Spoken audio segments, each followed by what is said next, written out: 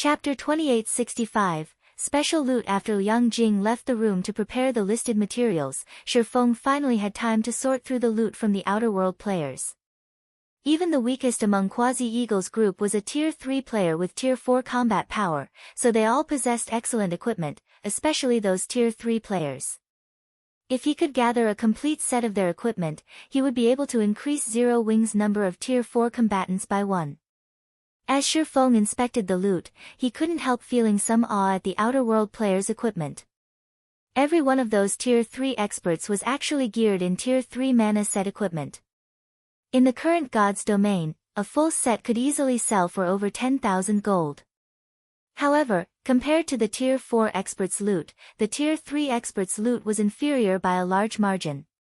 Even the worst item dropped by the Tier 4 Outer World players was level 150 epic equipment, some of them had even dropped parts of epic set equipment. Judging by the loot, Feng could say with certainty that these Tier 4 Outer World players were using full sets of epic set equipment. Even the current Zero Wing didn't have epic set equipment. Setting aside how rare epic set equipment was, even if one found a way to obtain a set, one would still have to expend an incredible amount of time and manpower to acquire the full set. After all, there was no way to gather a full set just by killing one type of boss monster, one would have to kill multiple types of bosses. Moreover, these bosses were not guaranteed to drop the equipment one desired. In other words, if one didn't kill a large number and variety of bosses, gathering a complete set of epic set equipment would be impossible. Meanwhile, killing a bunch of level 150 mythic ranked bosses was a task that required a large number of Tier 4 players. Of course, one part of an epic set equipment from the Outer World players didn't prove anything. However, Feng didn't have just one part but 5. Moreover, this was merely the loot he got from killing Tier 4 experts of an Outer World mercenary group. He could easily imagine how excellent the equipment of the Outer World superpowers Tier 4 experts was and how many Tier 4 experts these superpowers possessed. Otherwise, it would be impossible for a measly mercenary group to gather so much epic set equipment. No wonder the Eastern continent's superpowers are powerless to retaliate. In terms of equipment standards alone, they are already behind by more than half a year. Not to mention, there is also the massive difference in the number of Tier 4 experts. Feng's head ached as he looked at the items before him.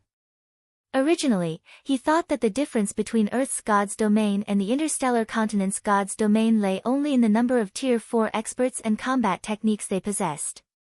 Now, he found that there was a massive gap even in weapons and equipment. He had to admit that the threat level of the Outer World's players and forces exceeded his expectations. After all, even now, Zero Wing could manufacture only individual pieces of epic equipment. Moreover, the production volume was incredibly low since only a handful of players could make them. And worse, according to the statistics report regarding Zero Wing's Tier 4 members, less than 30% of them were currently equipped with 5 or more pieces of level 150 epic equipment. The rest had only 3 or so pieces of level 150 epic equipment on average.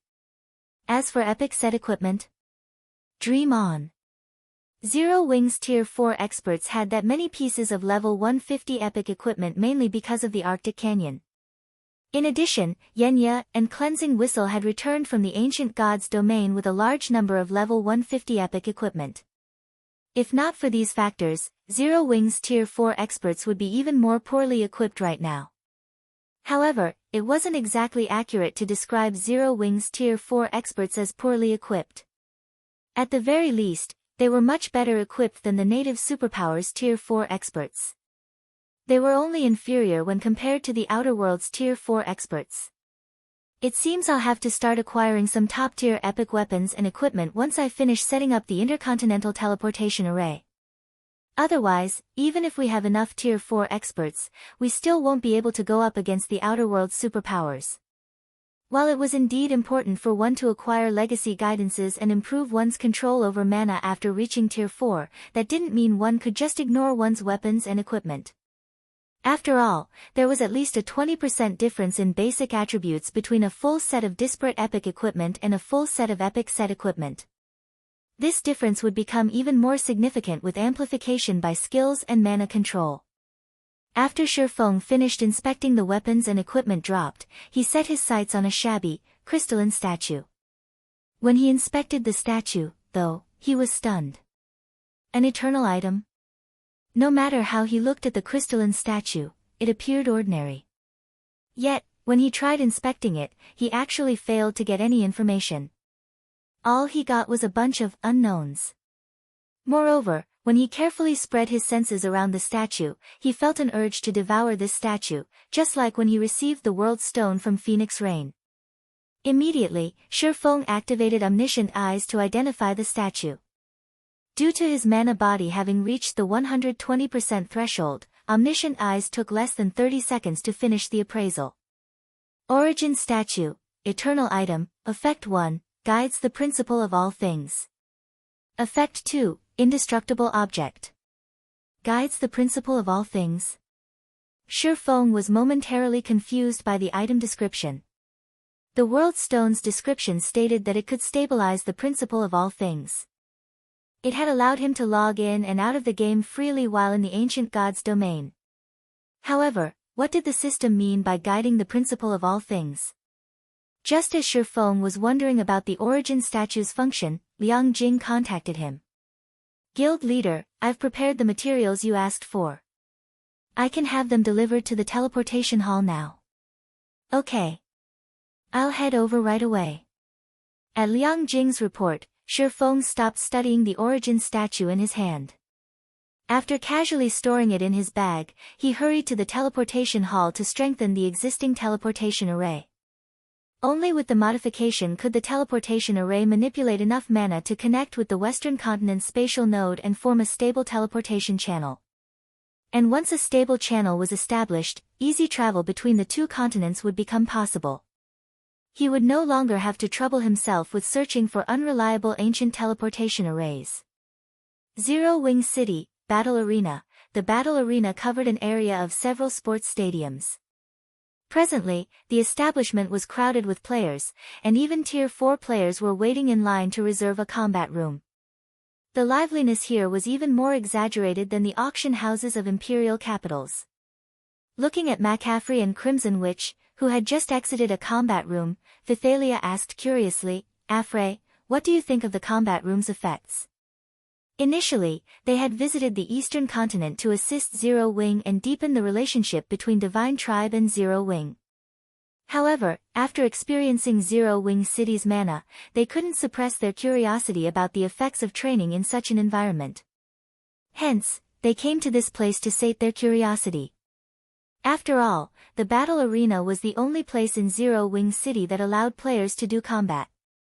How should I put it? After pondering for a moment and mentally sorting his words, McCaffrey said, if the Starlight Fortress's training efficiency is a 10, then this place is above 30. Isn't that too much of an exaggeration? Fithalia couldn't help feeling skeptical of McCaffrey's evaluation. Although she knew that McCaffrey was an austere person and that Zero Wing City's environment was extraordinary, McCaffrey's evaluation of the city's training effect was simply too exaggerated in her opinion. For players of their caliber, the quality of their training environment would need to be significantly better for them to see any improvements to their training efficiency. Hence, no matter how excellent Zero Wing City's environment was, she couldn't bring herself to believe that someone like McCaffrey would see his training efficiency triple. No. It's not an exaggeration. Commander Fithalia, although the mana here isn't misty, when you start manipulating the ambient mana, you'll discover that its density is actually much greater than the mana mist you find in the outside world, Crimson Witch insisted earnestly. If you fight against an expert of the same caliber in this environment, the insights you can get are on a completely different level. This is especially true for your control over mana. I really don't know how Zero Wing accomplished this. They actually managed to let a guild city have such dense mana. You can even view the operating principles of mana with such high clarity. She's right. If I can train here, I'm confident I can further improve my mana body in less than 10 days, McCaffrey said, nodding. He then looked enviously at the Zero Wing members in the building. The Divine Tribe trio had the fortune of visiting Zero Wing City only because they had followed Feng to the Eastern Continent. If not for Feng granting them access, they wouldn't have been able to enter the city. They also wouldn't have realized how astonishing the city's environment was. Meanwhile, Zero Wing's members could actually enjoy the environment here every day. How could he not envy them? At his current standard, increasing his mana body's completion rate by even 1% was incredibly challenging. Yet, in Zero Wing City, he saw the chance to improve his mana body rapidly. A glimmer appeared in Crimson Witch's eyes as she insisted, "Commander Phythalia, we must recommend establishing a temporary residence in Zero Wing City to the Grand Elders and Guild Leader once we return. It doesn't matter even if we have to pay a significant price. The short-term effects might not be obvious, but the long-term benefits for the guild are absolutely unimaginable. Surpassing the 5 great super guilds might even become possible." Phythalia smiled wryly at Crimson Witch's strong recommendation. "I want to, but once the intercontinental teleportation array is activated, I'm afraid it'll become difficult for Divine Tribe to secure a temporary residence." Once Zero Wing's intercontinental teleportation array began operating, so long as the 2 continents' superpowers were not stupid, they would understand just how valuable Zero Wing City was, not to mention the extraordinary mana environment in this place. She could easily imagine how many superpowers would seek to garrison Zero Wing City at that time. "No. You can't say that, Commander Phythalia."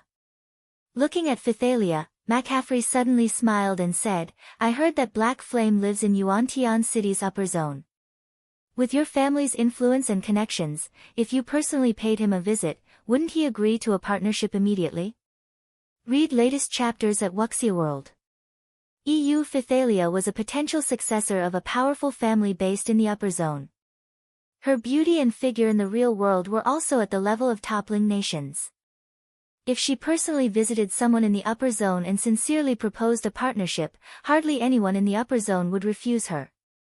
Upon hearing McCaffrey's suggestion, Crimson Witch nodded in agreement. "You, too."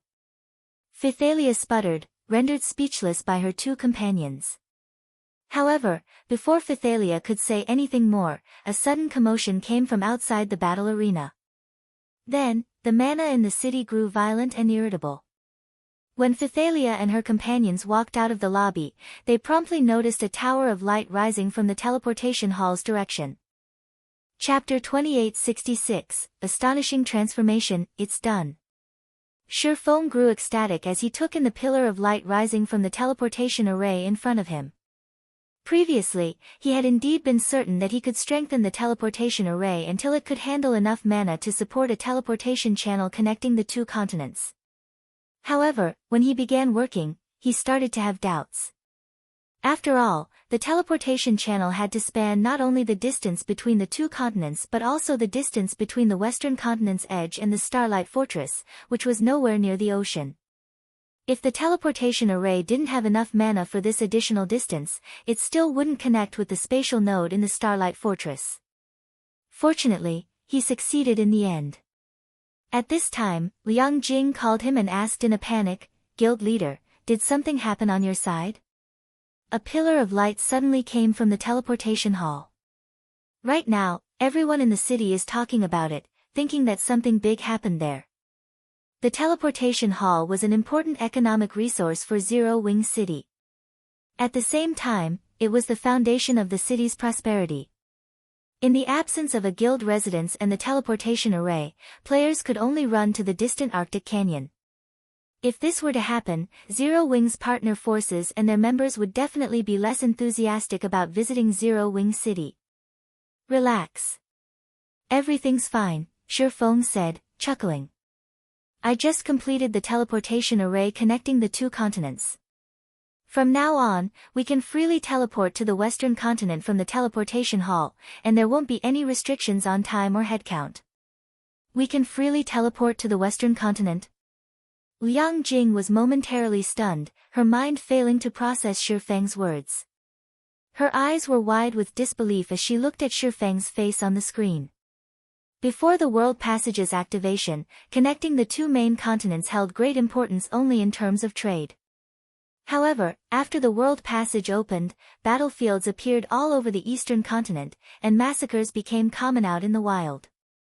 Due to the chaos and constant threats, many of the Eastern continent's powers and players sought to develop on the Western continent. Unfortunately, there was a limited number of ancient teleportation arrays on the Eastern continent. Even among the superpowers, very few could travel between the two continents. Moreover, even these few superpowers could transport only a small number of elites at a time. Now, Feng was telling her that Zero Wing City's teleportation hall could facilitate travel to the Western continent without any restrictions. How could she possibly believe this? If news of this matter were to get out, a tsunami of players would flood Zero Wing City within a day. This function would overturn the situation on the Eastern continent. It was game-changing. Yes. Didn't you propose to open Zero Wing further? Smiling, Feng said, now that the intercontinental teleportation array is completed, you can announce to the public that Zero Wing City will be fully open to the public starting today. Our partner and subordinate forces will enjoy a 70% discount on all teleportations. Originally, he had not intended to fully open Zero Wing City so soon. However, the city's development was astonishing, hitting a bottleneck already. To further spread Zero Wing's influence, he could only fully open Zero Wing City to the public. In this way, Zero Wing could attract an ocean of wealth and resources to Zero Wing City, as well as more expert players to the guild. Fully open the city. Guild leader, isn't this a little too soon? Liang Jing panicked at Feng's words. Zero Wing City's present environment and security standards are already enough to drive many players and superpowers wild. Once news that our teleportation hall is connected to the Western continent spreads, we will definitely become a thorn in the eyes of all forces on the Eastern continent. Even the Outer World's forces will probably go nuts over Zero Wing City. Liang Jing didn't even need to think about what would await Zero Wing City if the city were fully open to the public. It would definitely spark massive changes in the entire Eastern continent, no, the entire God's domain. The intensity of the changes would not be the slightest bit inferior to the World Passage's activation. At that time, Zero Wing would become the focal point of the entire God's domain even if it tried to maintain a low profile. With access to such frightening resources and influence, Zero Wing would soon grow into an existence that could surpass even the 5 great super guilds combined. This definitely wasn't an outcome any superpower native or outer world would be willing to see. Hence, as long as news of Zero Wing City's full opening spread, Zero Wing would become the common enemy of all native and outer world superpowers. While Zero Wing had recently grown significantly, it definitely couldn't go up against so many superpowers simultaneously. Not to mention, the outer world superpowers were existences that had successfully destroyed more than a dozen kingdoms. Moreover, the number of Tier 4 NPCs a kingdom commanded far exceeded Zero Wing's number of Tier 4 experts. The royal capitals of NPC kingdoms had stronger defenses than Zero Wing City, yet these cities had still fallen in the end. Of course, a large part of why these kingdoms had fallen was the Outer World's NPC forces. However, nobody could say for certain that the Outer World's players couldn't guide or cooperate with the Outer World's NPC forces to target Zero Wing. Naturally, Feng understood Liang Jing's concerns. In an earnest tone, he explained, I understand, but this is a problem we will have to face sooner or later. Thus, we should strike while the iron is hot and strengthen Zero Wing in one fell swoop. If we succeed, we'll have a much better chance at contending with the native and outer world superpowers. Previously, 16th Cloud had provided him with plenty of information regarding the outer world's various forces. Hence, he understood that the main reason the Eastern continent had yet to fall completely was that only a small portion of the outer world's superpowers and NPC forces had crossed the world passage. However, as more time passed, more outer world NPC and player forces were bound to arrive on the Eastern continent. Eventually, Zero Wing would have to go up against these outer world forces. To put it simply, Zero Wing wasn't in a race against the various forces but against time. Under these circumstances, the guild would naturally be better off developing as quickly as possible. Rather than acquiring small amounts of resources and developing slowly in secret, Zero Wing would be better off going big and developing rapidly while the Outer World's forces were still settling down in the Eastern continent. Not to mention, Zero Wing currently had a lot of partner forces already. With these partners, it wouldn't necessarily be impossible for Zero Wing to go up against the native and outer world superpowers that had yet to develop themselves adequately. This, Liang Jing was momentarily at a loss for words. In her opinion, Feng's decision was simply absurd. However, she didn't have a better suggestion. Relax. I know what I'm doing, Feng consoled when he saw Liang Jing's hesitancy. Just get everything prepared on your side. Also, notify Melancholic and Yulan about this. I'm afraid you three will be very busy in the future. Liang Jing had no choice but to nod helplessly. Read latest chapters at Wuxia World. Feng had always acted more like a figurehead than an actual guild leader. Although he had laid a massive foundation for the guild, he would leave the guild's daily maintenance and operation to others. Naturally, Liang Jing felt incredibly frustrated by this situation, and she frequently wished she could curse him to his face. Deep down, however, she still felt happy and excited for some inexplicable reason. After disconnecting the call, Liang Jing promptly began making the necessary preparations, while Feng headed to Zero Wing City's City Lord's mansion. City Lord's mansion, second underground floor, statue room. At this time, apart from Feng, everybody else had been told to leave the room. Feng had also temporarily removed the entry rights for core members and ordered the 2 Tier 4 fine gold guards outside to prevent anyone from approaching the room. Now that my concentration is at Tier 5, and my understanding of and control over mana have reached their limits, it's about time I tried breaking through to Tier 5. Looking at the ancient beast sculpture in front of him, Feng began constructing an entirely new mana body.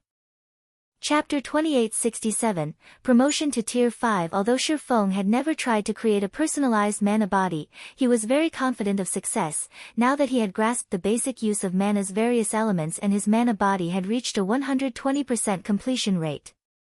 After spending close to an hour inside the statue room, Feng finished constructing a brand new mana body.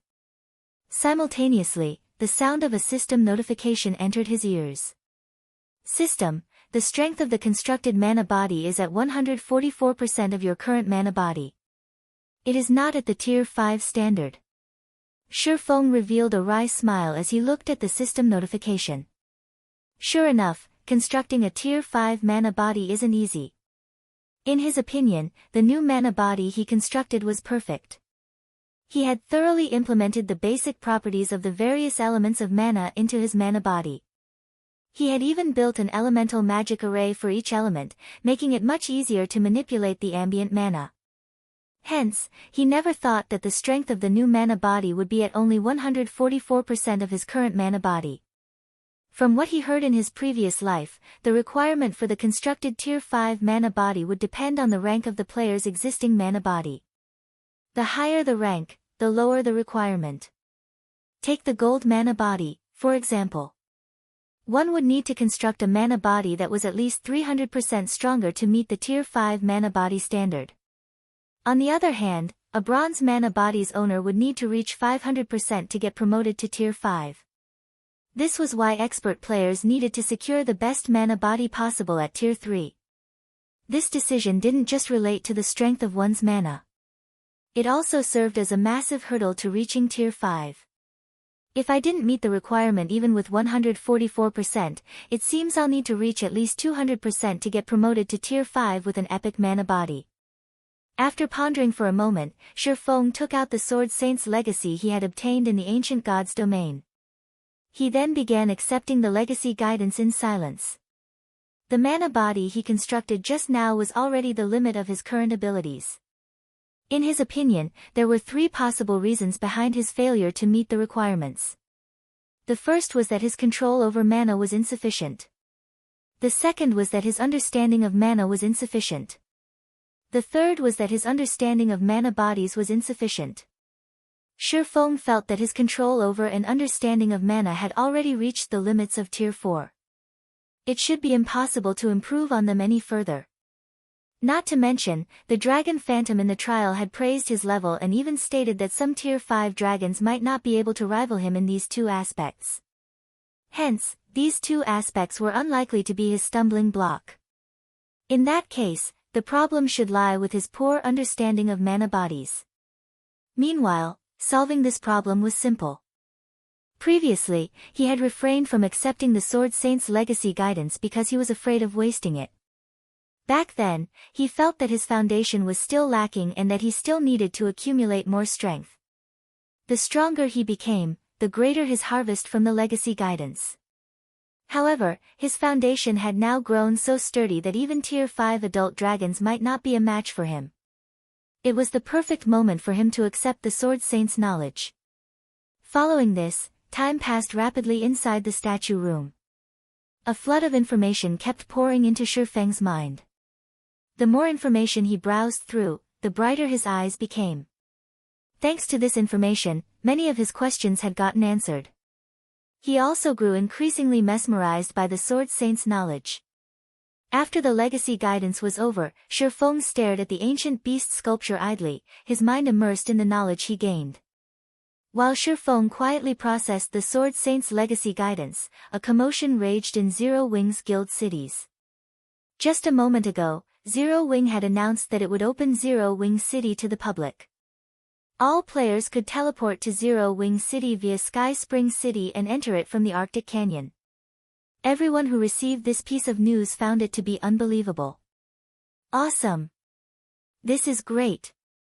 I heard that you could raise your training efficiency by several times inside Zero Wing City. I never thought that Zero Wing would open such an amazing place to the public.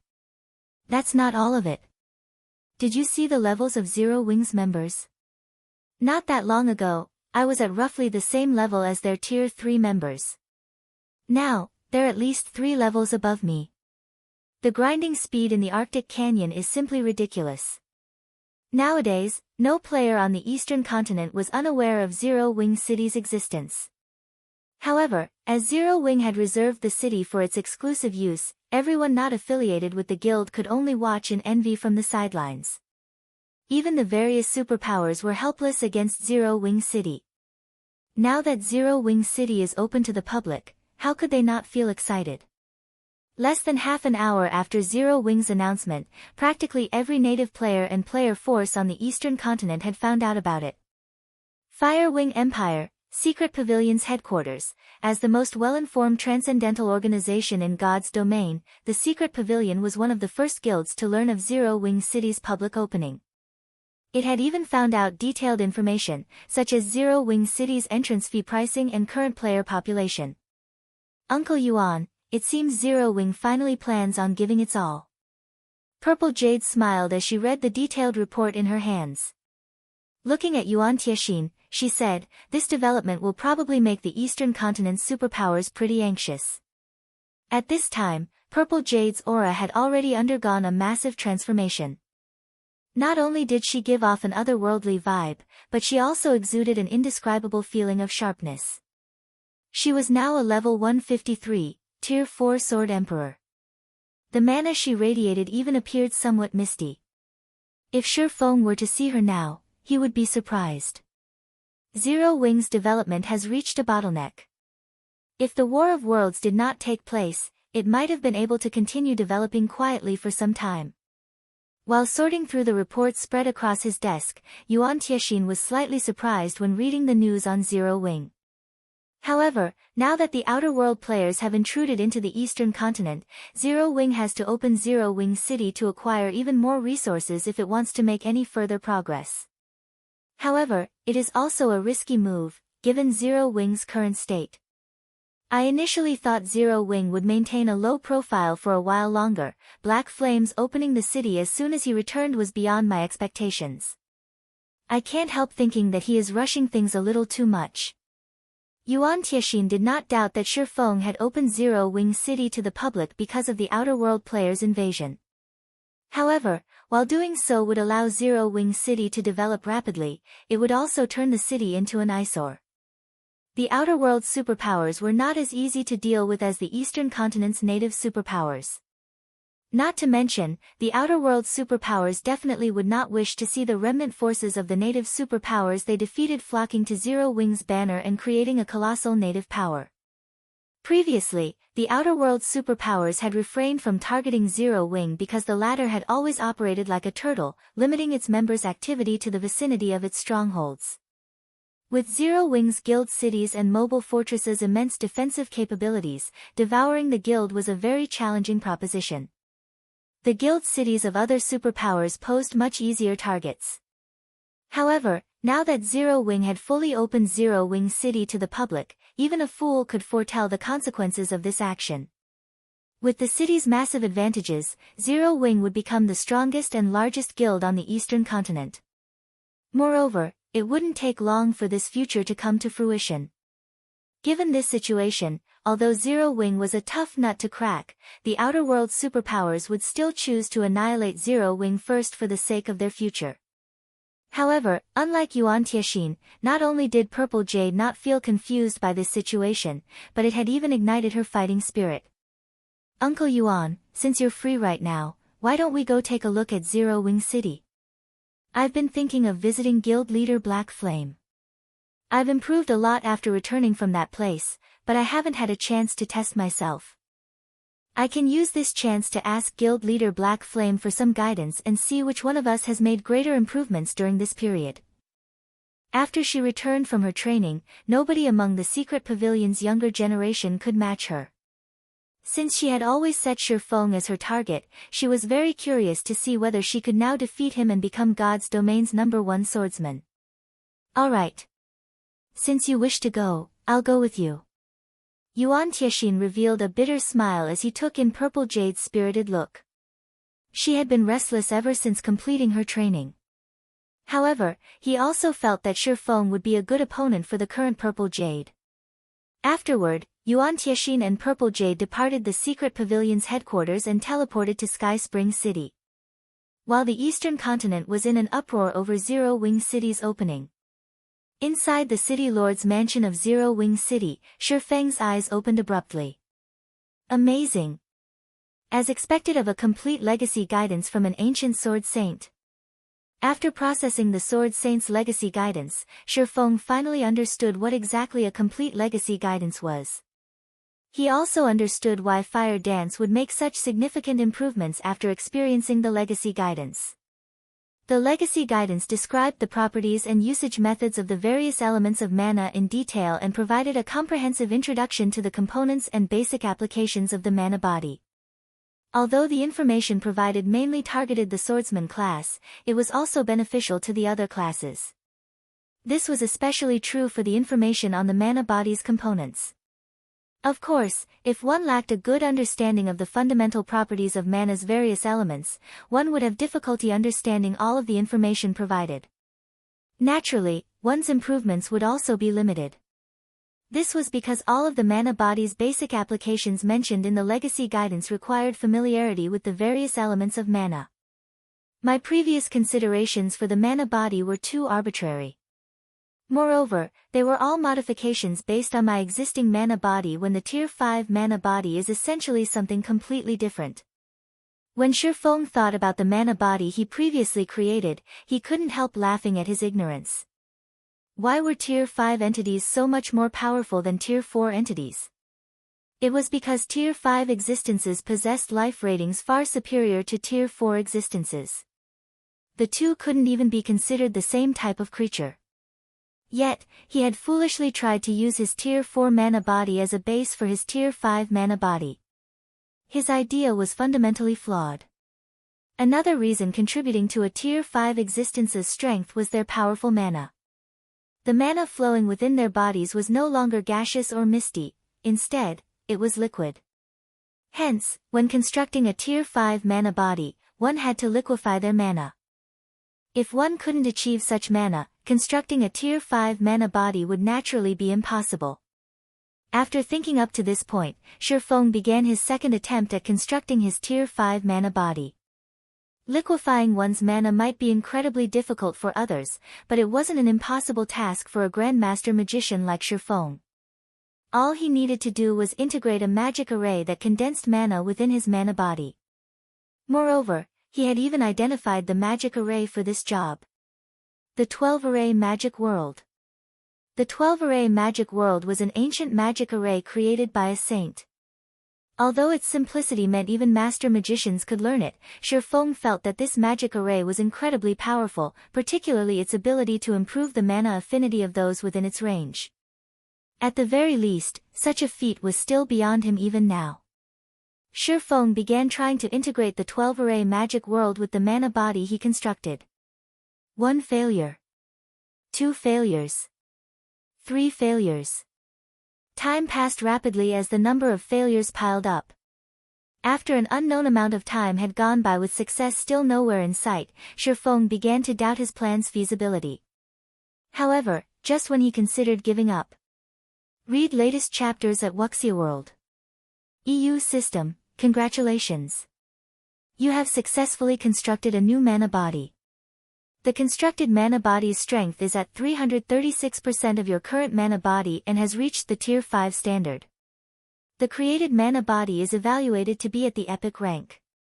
Do you wish to replace your current mana body with it and get promoted to Tier 5? A Tier 5 epic mana body. Feng was momentarily dumbfounded.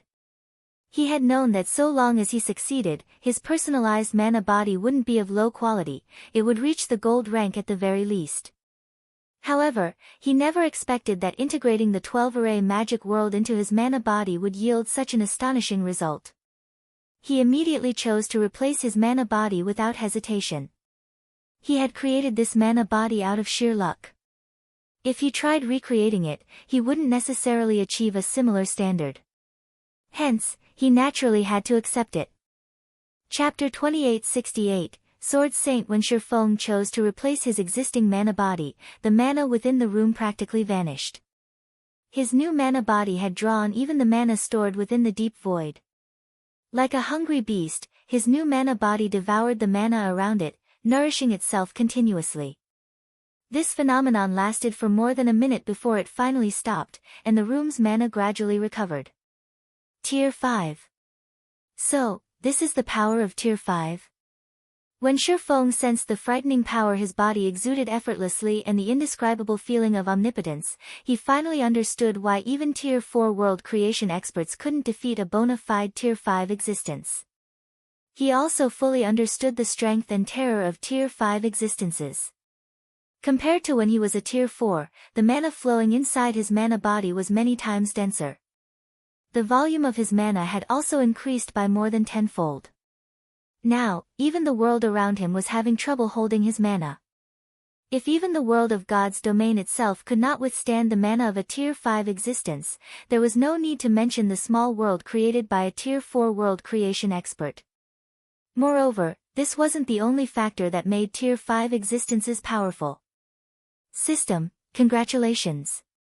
You have become a Tier 5 Blade Saint, Sword Saint.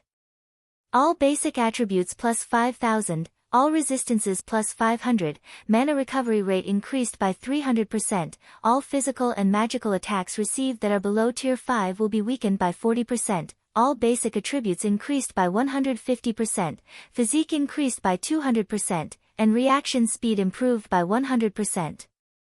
Rewarding 200 legacy skill points.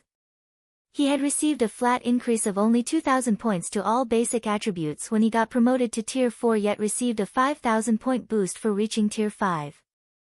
None of his weapons and equipment could provide such a significant amount of basic attributes, not to mention the massive boost to his physique. Right now, even if he replaced all his equipment with bronze equipment, he could still beat up a Tier 4 expert fully geared in epic equipment. In terms of basic attributes, he could match a Tier 4 expert with several pieces of fragmented legendary equipment. Only a legendary weapon could offset this difference. As for legendary equipment, the basic attributes provided would still be slightly insufficient to fill the gap. Of course, basic attributes didn't represent everything. If a Tier 4 expert's combat standards surpassed a Tier 5 expert's, the Tier 4 expert could still emerge victorious in a fight. With this power, I will have no problem fighting even Tier 5 NPCs. After seeing his basic attributes, Feng felt more confident about Zero Wing's future development. His strength and agility attributes both exceeded the 60,000 mark already. Typically, a Tier 4 Berserker fully geared in epic items would have only around 15,000 strength at level 150. And even if the Berserker possessed a top-tier fragmented legendary weapon, the Berserker would only have about 22,000 or 23,000 strength. As for NPCs, according to the research of players in his previous life, a level 180, Tier 5 NPC would have around 70,000 or 80,000 points in their main basic attributes.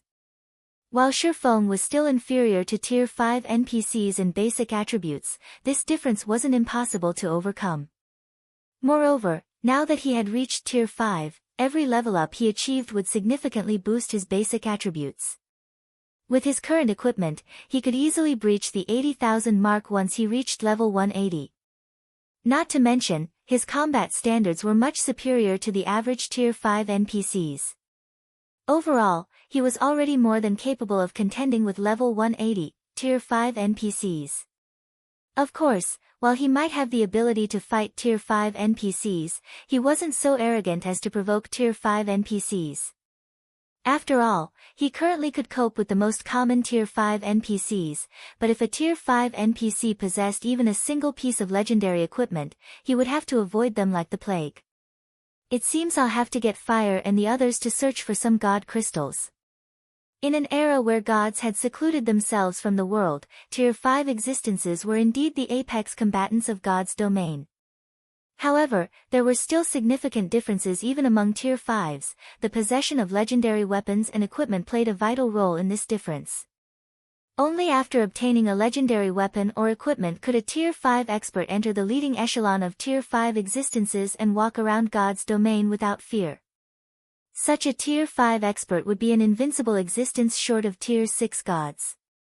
However, if a Tier 5 expert did not own a legendary weapon or equipment, they would only be second-rate among Tier 5 existences, regardless of any heaven-defying combat standards. While they might be able to contend against Tier 5 experts belonging to the leading echelon, they would never be part of it. Indeed, the difference between having a legendary item and not having one was precisely that massive. In the past, every Tier 5 expert capable of transcending tiers to fight Tier 6 god-ranked experts owned a legendary weapon or equipment, with some even having more than one. If Feng wanted to roam God's domain without fear, obtaining a legendary weapon or equipment was of utmost importance. After Feng familiarized himself with his Tier 5 mana body, he left the statue room. However, when he stepped into the City Lord's mansion's lobby, he was stupefied by the sight that greeted him. People crowded the room to capacity. Apart from the Zero Wing members maintaining order, the other players in the lobby were members of guilds and adventurer teams. These players were lined up in front of the service counters to rent either a shop or a private house in Zero Wing City. They had bloodshot eyes and frantic looks on their faces as they waited in line. BRIL/BB/LUI/B, if not for the 200 Tier 3 NPCs, 3 Tier 4 NPCs, and many Tier 3 members of Zero Wing maintaining order, a fight would have long since broken out in the lobby. Didn't I tell Yang Jing to raise the rentals for the shops? Did she make a mistake? Feng found this scene very puzzling. Anyone who wasn't a fool could tell how popular Zero Wing City currently was. However, Zero Wing City had limited land. Even if it was now a main city, it still didn't have enough land to satisfy the Eastern continent's entire player population. Hence, to maximize Zero Wing's profits, raising rentals was a must. Feng approached one of the service counters to inspect Zero Wing City's shop's rental prices. However, what he saw made him gasp. How ruthless is she? Even a small shop located in Zero Wing City's outer area had a rental of 3,000 magic crystals and 600 gold per week, more than double the price Feng intended. The amount of magic crystals Liang Jing charged was particularly maddening. Ever since the Outer World players invaded the Eastern continent, magic crystal production had plummeted, and the various native powers had suffered immensely. In Feng's opinion, renting a small shop in the city's outskirts for 1,000 magic crystals would already be pushing the envelope. Liang Jing's price of 3,000 magic crystals was no different from daylight robbery. As for the shops located on Zero Wing City's main street, the minimum price was 20,000 magic crystals. one couldn't even use coins to offset part of the rent.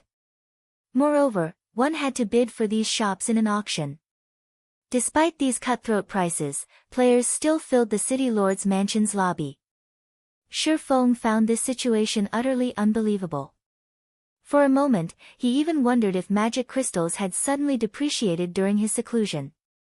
Just when Feng thought of contacting Liang Jing to ask her about Zero Wing City's situation, he suddenly received a call. The caller was none other than Liang Jing. Read latest chapters at Wuxia World. EU, Guild Leader, can I interrupt you for a moment? Liang Jing asked anxiously. Did something happen to Zero Wing City? Feng asked strangely. No, it's just that the secret pavilion's people came to visit. Aside from them, 3 of the 5 great super guilds have sent representatives to us. There are a lot of them, and some of them don't seem to be here with kind intentions, Liang Jing said nervously. They are waiting in the residence's reception room right now, and they say they must meet with you, no matter what. The secret pavilion was a transcendental power, while the 5 great super guilds were godlike existences in the virtual gaming world. If news that 3 of the 5 great super guilds had arrived were to spread, it would cause a sensation. Alright, I got it. I'll head over now. Have them wait for a moment. Feng chuckled when he heard Liang Jing's words, not at all surprised by this situation. After all, the current Zero Wing City was no ordinary city. What would be strange would be these titans of the gaming world not showing any reaction. He immediately left the city lord's mansion and made his way to Zero Wing's residence. Chapter 2869, Apex Gathering Zero Wing Residence, Top Floor Reception Room. As the primary guild residence of a main city, Zero Wing's guild hall was a 30-story tall building almost 200 meters high. One had an unobstructed view of the entire Zero Wing City if one looked out the top floor reception room's windows. Since Zero Wing City was located in a snowland and backed by the endless sea, the view here was unique for players who often operated around NPC cities surrounded by greenery. Unfortunately, none of the dozen or so people currently seated in the reception room showed any interest in admiring this beautiful scenery. Instead, they focused on sizing up each other. Zero Wing City has attracted a lot of bigwigs. Yuan Tiexin was a little shocked as he observed the room's occupants. Mythology's Grand Elder Situ Qing Tian, Netherworld Empire's Grand Elder Nether King Relos, and even the Solar Temple's honorary Elder Chiang Tianhe. It seems these guilds are serious this time. 3 of the 5 great super guilds had sent representatives to Zero Wing City. Moreover, these representatives were all key figures in their respective guilds' management, individuals fully capable of making decisions on behalf of their respective guilds.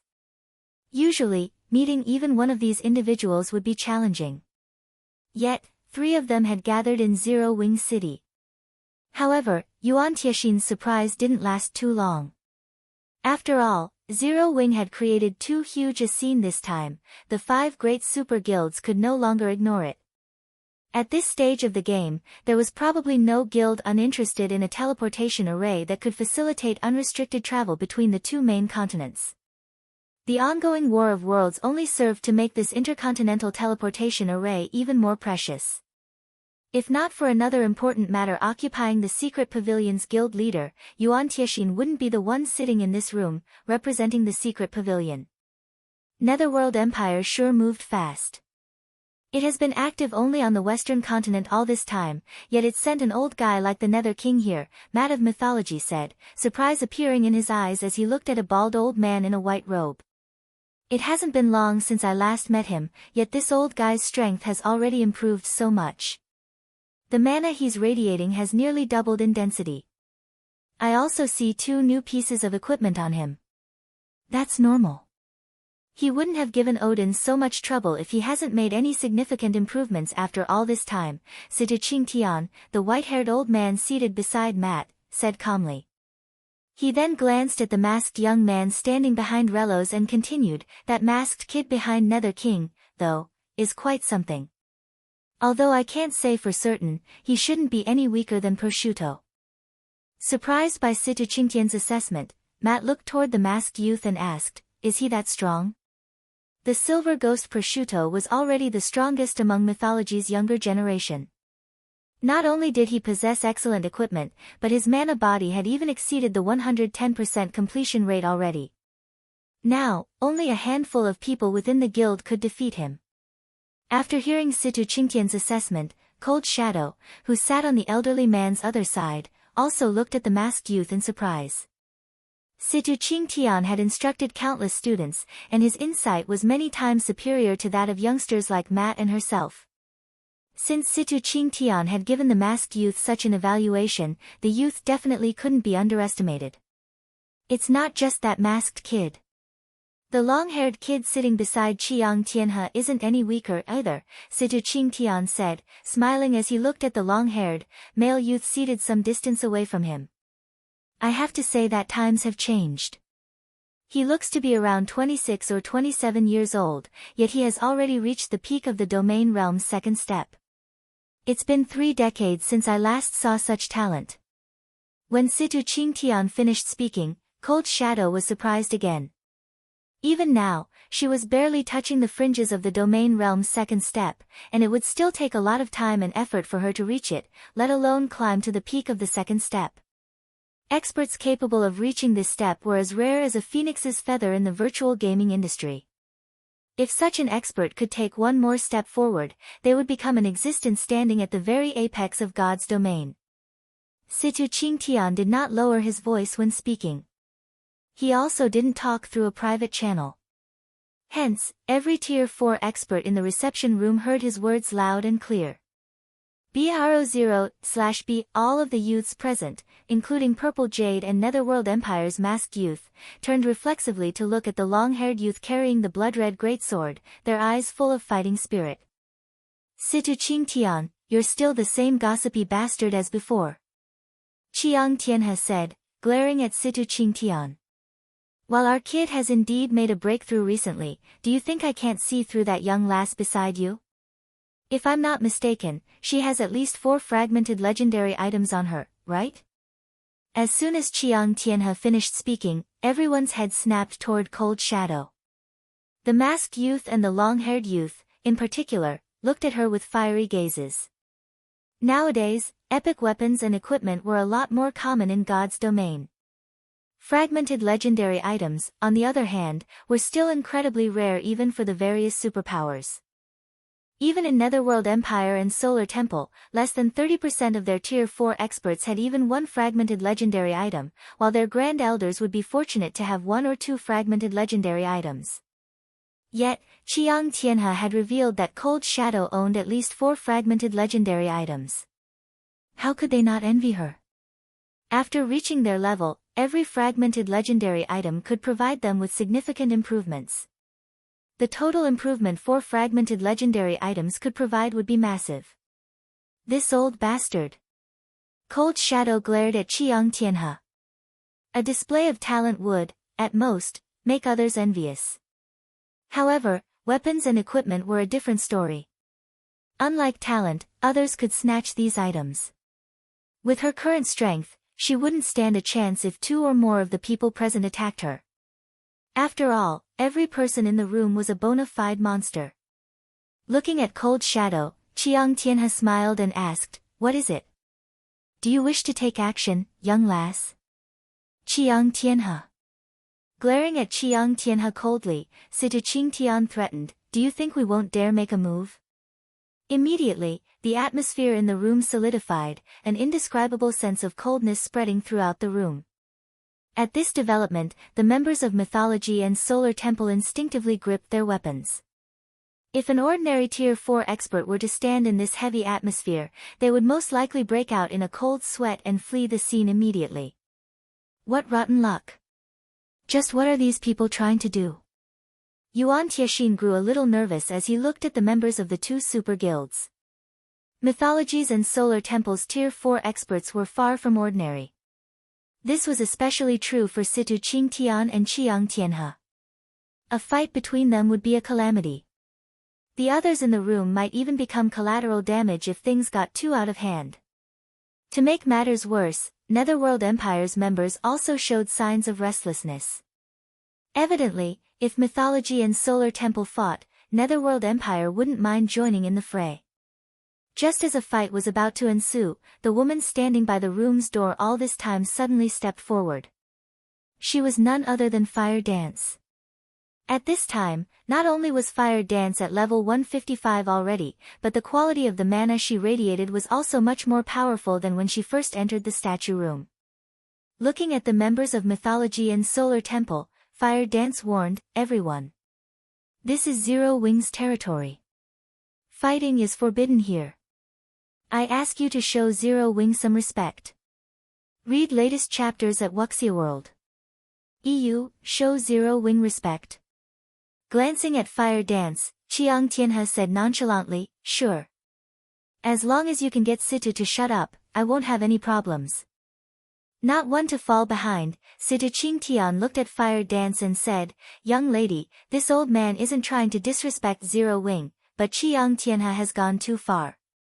So long as you can get that old ghost to apologize to us, we won't take any direct action. The two old men's rejoinders rendered Yuan Tianxin and Purple Jade speechless. Fire Dance was indeed powerful, but she was still slightly weaker than the two old men. At most, she could contend against the younger generation of Mythology and Solar Temple. Hence, it was impossible for her to silence the two guilds all by herself. Moreover, based on the words spoken by Chiang Tianhe and Situ Qingtian, the two of them were clearly trying to make a show of power to Zero Wing. If Fire Dance failed to deal with this situation appropriately, she would make a fool of herself and Zero Wing. However, without any hesitation, Fire Dance calmly told the two old men, if you two refuse to give up, then please leave Zero Wing City. Zero Wing does not welcome such guests. Chapter 2870, Feng's sword. Fire Dance's words resounded like thunder in the reception room, causing silence to descend on the room momentarily. Yuan Tianxin and Purple Jade also stared at Fire Dance reflexively. Has she lost her mind? Both Situ Qingtian and Chiang Tianhe were big shots who spoke and acted on behalf of their respective guilds. The two had behaved rudely to show off their power and gain an advantage in their upcoming negotiations with Zero Wing, but Fire Dance's words cornered them. They couldn't back down without harming their reputation. If these two old men got angry for real, the consequences would be unimaginable. Although Zero Wing City had many Tier 4 players and NPCs defending it, if the two old men were intent on making a ruckus, it would take a long time for the city to suppress them. They might even escape capture. After all, this wasn't the first time they had done such a thing. Most importantly, the two of them represented Mythology and Solar Temple, two of the 5 great super guilds. Moreover, compared to the other 3, these two super guilds held far greater influence on the eastern continent. The two guilds might currently be incapable of retaliating against Zero Wing, but as holders of reserved seats for God's Domain's 12 great guilds, they could ruin the Twin Towers Kingdom and Star Moon Kingdom with just a word. Now that the Outer World's forces were rapidly expanding their influence, the NPC kingdoms and empires had limited combat power to spare. As a result, the united army these countries formed couldn't protect every kingdom on the continent.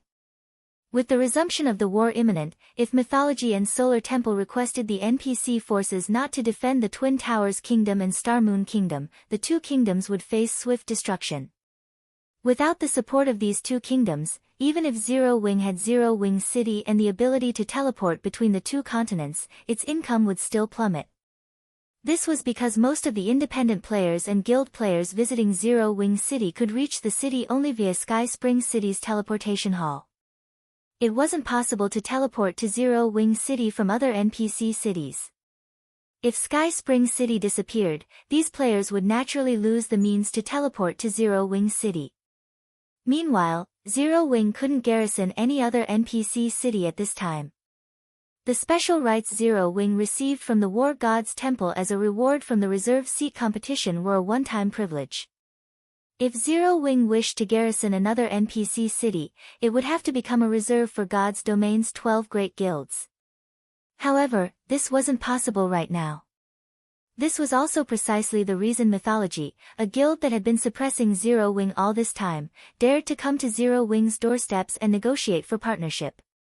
The next moment, Situ Qingtian and Qiang Tianhe turned to Fire Dance, a hint of coldness and playfulness in their eyes. Little girl, we traveled a long distance to come to negotiate a partnership with Zero Wing. Is this how Zero Wing treats its guests? Situ Qingtian asked as he visually inspected Fire Dance. Revealing a faint smile, he continued, if Zero Wing doesn't wish to partner with mythology, mythology will naturally find it unfortunate and frustrating. However, if Zero Wing comes across difficulties in the future, don't blame mythology for not helping. Situ's words might not sound nice, but they are logical. Qiang Tianhe also looked at Fire Dance and said in a deep voice, we came here with kind intentions. Now that the Outer World's forces have invaded the Eastern continent, only by cooperating will we be able to stop their advance. If we separate on bad terms here, the Twin Towers Kingdom and Star Moon Kingdom will suffer. When Fire Dance heard the two elderly men's words, her complexion sank. She never expected the two of them to suddenly stand on the same side and work together to pressure Zero Wing. Seeing Fire Dance's grim expression, Situ Qingtian chuckled and said, I know you have your own difficulties, young lady. I'm sure you just made an unintentional mistake just now. Your words represent only your thoughts, right? At this time, Situ Qingtian did not dare to truly offend Zero Wing. After all, the benefits of Zero Wing City were too great to pass on. However, he still had to teach Fire Dance a lesson and let her know that she couldn't provoke just anyone in God's domain. Qiang Tianhe, who remained seated, nodded and chimed in, that's right. There are some things you can't say arbitrarily, little girl. Elders like us might be able to ignore such a transgression, but if it were anyone else, your words would have severe consequences. Nether King Relos shook his head and sighed at this situation. Fire Dance was too young. Because of her inexperience, she had failed to notice that Situ Qingtian and Qiang Tianhe had aimed for such an outcome right from the very beginning. They had deliberately made a commotion in the reception room in the hopes of hooking Fire Dance. Now that she had taken action on Zero Wing's behalf, she was bound to suffer humiliation. Driving away Mythology's and Solar Temple's members wouldn't be possible unless Zero Wing was willing to abandon the prophets of the Twin Towers Kingdom and Star Moon Kingdom. Just when Fire Dance was at a loss as to what to say, the doors to the reception room suddenly opened. A tall figure then entered, looked at Situ Qingtian and Qiang Tianhe, and demanded coldly, do you old fools think Zero Wing's main force commander cannot represent Zero Wing? Or do you think Zero Wing is a pushover? I can tell you now that Fire Dance's previous words represent my will. You may leave now. Feng did not speak loudly, but a bone-chilling cold enveloped the entire room at his words. Situ Qingtian and Qiang Tianhe, in particular, were dumbfounded. Even Relos, who had been a spectator all this time, was stunned. He never thought that Feng would chase off Mythology and Solar Temple without any negotiations. Guild leader Black Flame, aren't you going a little too far? Situ Qingtian asked in a cold voice. Our two guilds have come in sincerity. Are you going to abandon the Twin Towers Kingdom and Star Moon Kingdom just because of a little girl's few words? At this time, Qiang Tianhe interjected hurriedly, Guild leader Black Flame, must you take things so seriously? We were merely making a joke. Abandonment is a joke. Looking at the two elderly men before him, Feng sneered, you two think too highly of yourselves. I'll give you 5 seconds to leave. Otherwise, I'll send you back myself. Feng's words shocked everyone present once more. Is he really going to do that?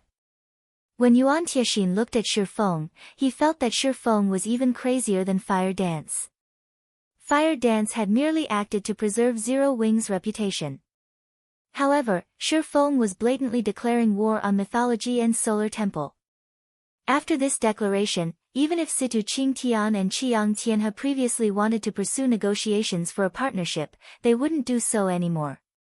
Good. Very good. Situ Qingtian suddenly smiled as he looked at Feng. This old man admires your will to make an enemy out of Mythology and abandon 2 kingdoms. However, I'm curious to see how you plan on sending this old man back. After saying so, Situ Qingtian stood up and unsheathed the dark greatsword slung on his back. Simultaneously, not only did his body radiate a frightening aura, but the mana surrounding him also took on a near-liquid form, sparkling as it circled his silvery gray armor.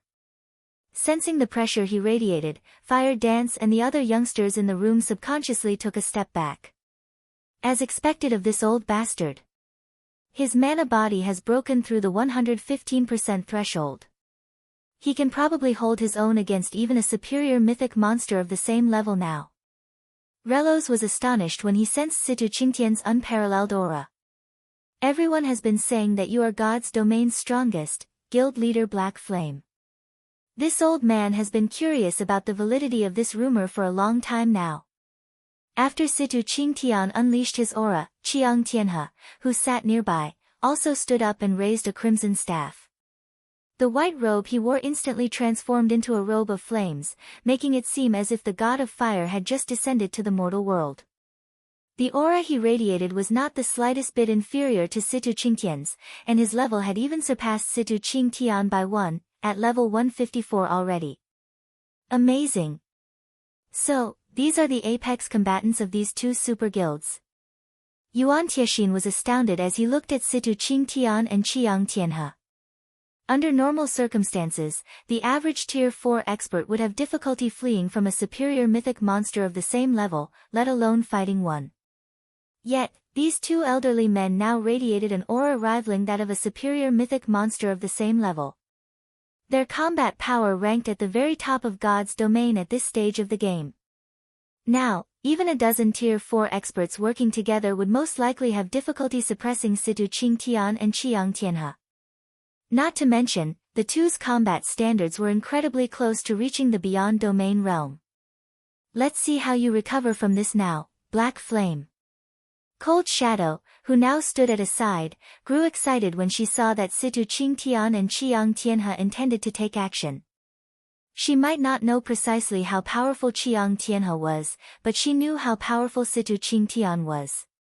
Moreover, it had been a long time since she had seen Situ Qingtian take action.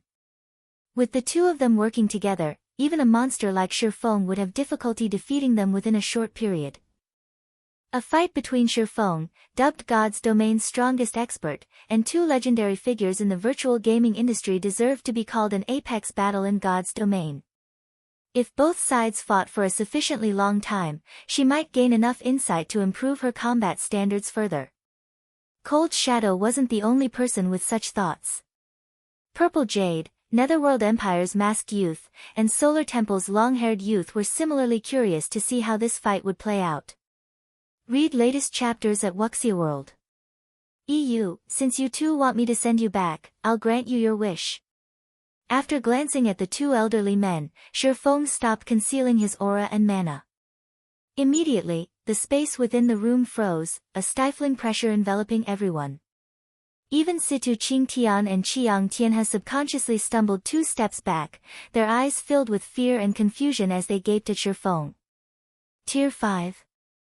The same question simultaneously ran through the minds of the two elderly men. However, before they could respond to the situation, Feng suddenly appeared before them, his movements so fast that it seemed as if he had split into two. Feng then stabbed their hearts with his sword.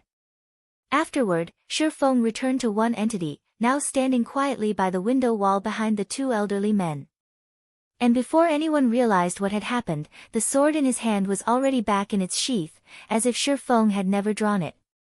Meanwhile, Situ Qingtian's and Qiang Tianhe's HPs, which exceeded 10 million, had zeroed out by the time everyone realized what was going on. The two's bodies then collapsed to the ground, neither managing to react from start to finish. Chapter 2871, Tier 5. They're dead. The spectators in the room were stunned to see Situ Qingtian and Qiang Tianhe collapsing to the floor, their minds failing to process this situation. Cold Shadow and the long-haired youth from Solar Temple, in particular, appeared petrified, their bodies remaining utterly motionless as they stared at the two sprawled corpses. How is this possible? The instructor failed to endure even a single hit? Compared to everyone else present, Cold Shadow and the long-haired youth had a much better understanding of Situ Qingtian's and Qiang Tianhe's strengths. Setting aside the fact that the two elderly men had combat standards close to the beyond domain realm, just their basic attributes and mana bodies were more than enough for them to combat superior mythic monsters of the same level. Despite being so monstrously powerful, Situ Qingtian and Qiang Tianhe had failed to mount even the slightest bit of resistance to Feng before dying. This was simply unbelievable. Yuan Tianxin and Purple Jade were similarly astonished at this situation, their minds unable to recover from the shock even after a long time. They had expected a heaven-defying battle and even felt that Feng had been unwise to provoke Situ Qingtian and Qiang Tianhe. After all, if these two superior mythic equivalents went all out, destroying Zero Wing's residence wouldn't be impossible for them. Even if Feng eventually succeeded in killing them, Zero Wing would still have to pay a significant price. Yet, now. However, unlike everyone else present, Nether King Relos's attention wasn't on Situ Qingtian's and Qiang Tianhe's corpses. Instead, he stared at Feng's figure standing calmly by the window wall, his eyes wide with fear and horror. A Tier 5 Sword Saint. Although it was only an instant, Relos had felt unprecedented fear overwhelming his body when Feng executed his attack. That spine-chilling fear hadn't come from just witnessing Feng's frightening power. Instead, it was an instinctive, bone-deep fear. Relos was no ordinary Tier 4 player, he was someone who had developed his mana body to an incredible extent. If he were facing a player of the same tier, his body wouldn't have such a reaction. The only way Relos could explain this situation was that Feng was no longer a Tier 4 player. Instead, Feng was already a Tier 5 Sword Saint. Although Relos had subconsciously muttered to himself, he had not done so on a private channel. Hence, no matter how soft his voice had been, the Tier 4 experts present heard him loud and clear. Tier 5. Everyone turned toward Feng, one after another. Previously, they had been so shocked by Situ Qingtian's and Qiang Tianhe's deaths that they had forgotten about Feng's existence and the brief stagnation and fear they had felt. How is this possible? He's reached Tier 5 already. Cold Shadow and the long-haired youth wore grim expressions as they looked at Feng, their minds in denial. Feng no longer concealed his power. Hence, everyone in the room could feel tremendous pressure originating from a difference in life rating. Feng's life rating was something no Tier 4 player could possess, no matter what. If a Tier 4 player's life rating were equated to a bonfire, then Feng's life rating was like the scorching sun. Unless he deliberately suppressed and concealed his life rating, there was no way anybody could fail to notice it. Is this why he dares to ignore the two super guilds? When Yuan Tianxin looked at Situ Qingtian's and Qiang Tianhe's corpses and then at Feng's nonchalance, the shock in his heart multiplied exponentially. Meanwhile, Purple Jade was at a loss for words, a complicated expression on her face. She had come to Zero Wing City to determine her growth and whether she could catch up to Feng. However, let alone catching up, the two of them weren't even standing on the same playing field anymore. Tier 5. In the current era, Tier 5 existences were already considered the apex existences of God's domain. They were capable of single-handedly destroying an entire kingdom, monsters that no current Tier 4 player could hope to go up against. Guild Leader. Fire Dance's eyes brimmed with jubilation and shock when she looked at Feng. This revelation was too shocking. If Zero Wing still had to be fearful of the 5 great super guilds before, then it could now ignore their existence. After all, the gap between Tier 4 and Tier 5 was utterly massive. Even if the 5 great super guilds had many monstrously strong players and even individuals at the Beyond Domain realm, none of them would be a match for a Tier 5 existence. Unless the 5 great super guilds similarly produced a Tier 5 expert, it wouldn't matter, even if they attacked Zero Wing with a large number of Tier 4 experts. Not to mention, destroying a guild city was child's play for a Tier 5 player. Only a main city-level guild city could repulse a Tier 5. Moreover, if one didn't have any means of retaliation, even a main city would eventually fall to a Tier 5 player. While Fire Dance was inwardly celebrating Feng's achievement, Feng turned his sights to Cold Shadow and the long-haired youth from Solar Temple. He then said calmly, I only dealt a small punishment to the two of them today. If your two guilds pull such a stunt one more time, I won't mind visiting your headquarters. Cold Shadow and the long-haired youth did not have any thoughts of refuting Feng. They promptly left the reception room, together with their guild members.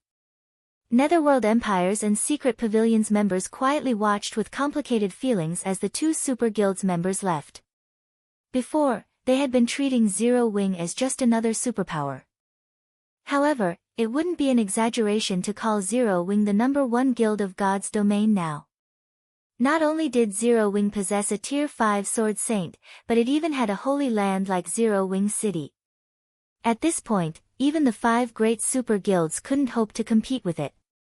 Given enough time, Zero Wing was sure to become God's domain's #1 guild. At this point, Relos suddenly stood up from his seat, approached Feng, and said respectfully, Guild leader Black Flame, Relos, wished to establish a partnership with Zero Wing on behalf of Netherworld Empire. We do not want much. We only need 1 temporary guild residence in Zero Wing City. In return, Netherworld Empire will provide Zero Wing with resources and business connections in the Western continent. We will also establish a military alliance with Zero Wing to resist the Outer World players. May I know what you think of this proposal, Guild leader Black Flame? Although Relos's respectful demeanor and sincere offer might seem surprising to others, the masked youth from Netherworld Empire and Yuan Tianxin did not find this situation unexpected at all. While reaching Tier 5 might not be impossible for an expert like Relos, it would still be incredibly challenging. This was because the promotion to Tier 5 had nothing to do with a player's combat standards. Instead, it depended entirely on one's control over and understanding of mana and the ability to construct a Tier 5 mana body. Before reaching Tier 5 himself, Relos would only be seeking death if he behaved arrogantly in front of a Tier 5 existence. Not one to fall behind, Yuan Tianxin also extended a similar partnership offer on behalf of the Secret Pavilion. The only difference was that the Secret Pavilion would only help defend Zero Wing City and Stone Forest City, it would not take part in any other battles. Sure, I can agree to your conditions, Feng said after hearing the two guilds' offers. However, I have an additional condition. Upon receiving this encouraging response, Relos grew a little excited and prompted, Please speak, Guild leader Black Flame. Initially, Relos thought that Feng wouldn't agree to his offer and would choose to monopolize Zero Wing City's resources. Feng's willingness to negotiate was a positive outcome. Yuan Tianxin also nodded in agreement with Relos's words. Feng smiled and said, My condition is simple: a complete guild legacy. If your two guilds can provide me with your complete guild legacies, I can give you temporary residences in Zero Wing City immediately. Zero Wing was not lacking in resources at the moment. So long as Zero Wing City remained standing, the guild would have no trouble acquiring resources. However, a guild's development did not rely solely on resources. It also needed manpower and talents. Hence, acquiring a complete guild legacy was of utmost importance for Zero Wing. Only with a complete guild legacy could Zero Wing reliably nurture its experts to the domain realm.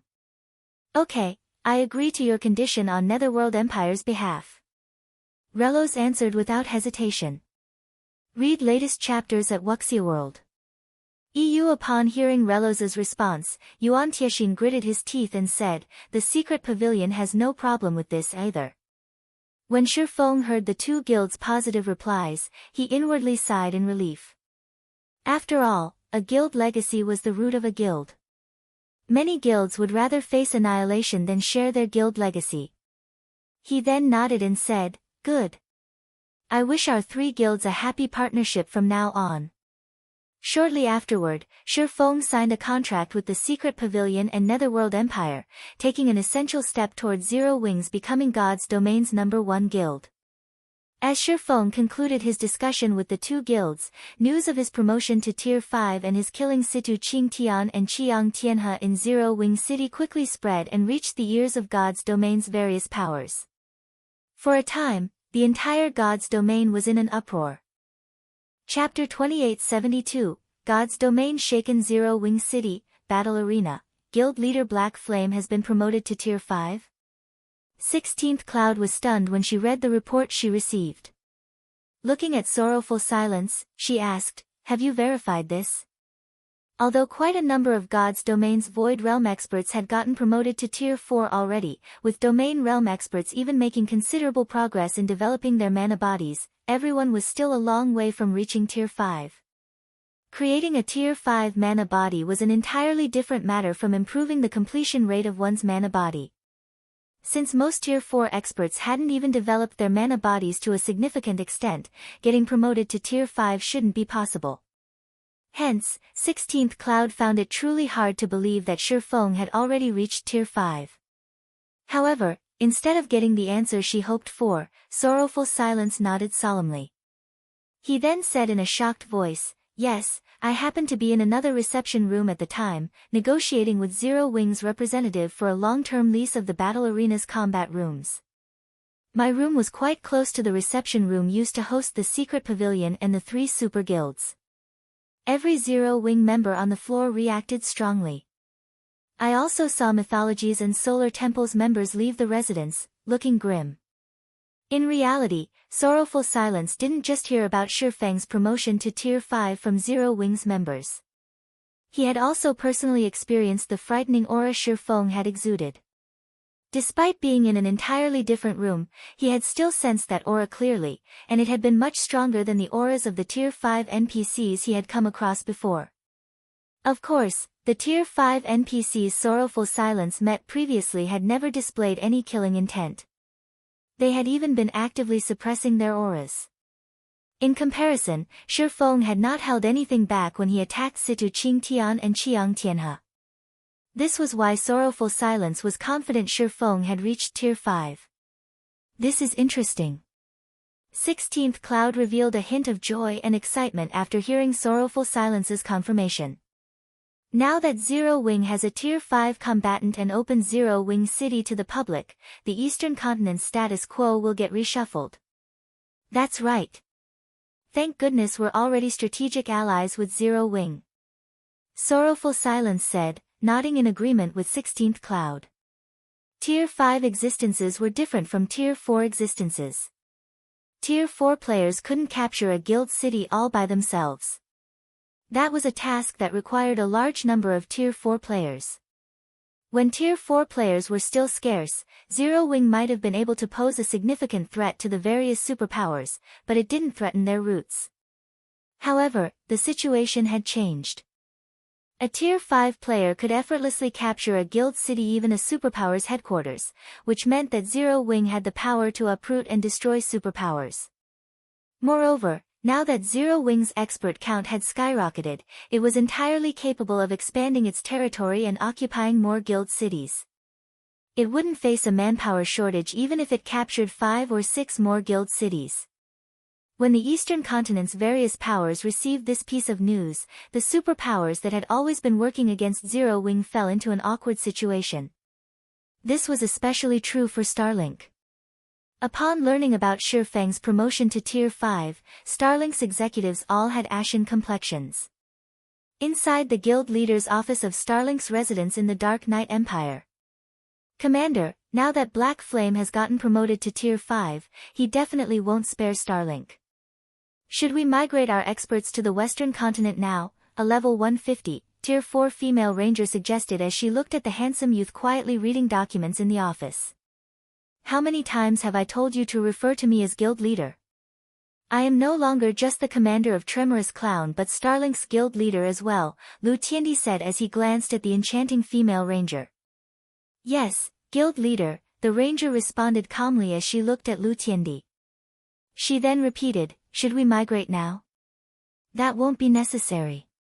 Looking at the report in his hands, Lu Tiandi explained nonchalantly, "Black Flame's promotion to Tier 5 is indeed a big problem for us, but there's no need for us to be afraid of him yet.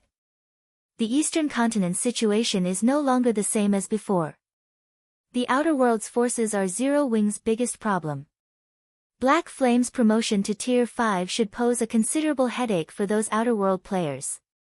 Moreover, Zero Wing has severed all chances of friendly relations with Mythology and Solar Temple. In the next war, the Eastern Continent's native NPC forces will definitely not provide Star Moon Kingdom and the Twin Towers Kingdom with any support. At that time, Zero Wing might not even be able to defend its own guild cities, let alone target other forces.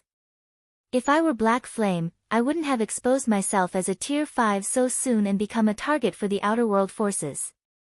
Instead, I would focus on raiding dungeons and world bosses to raise my guild's strength.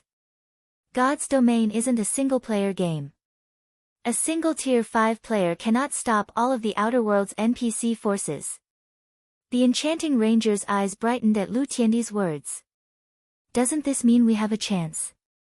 We can forget about Silverwing City since the Outer World forces will capture it. On the other hand, we can get our hands on Stone Forest City since it is close to the Dark Knight Empire.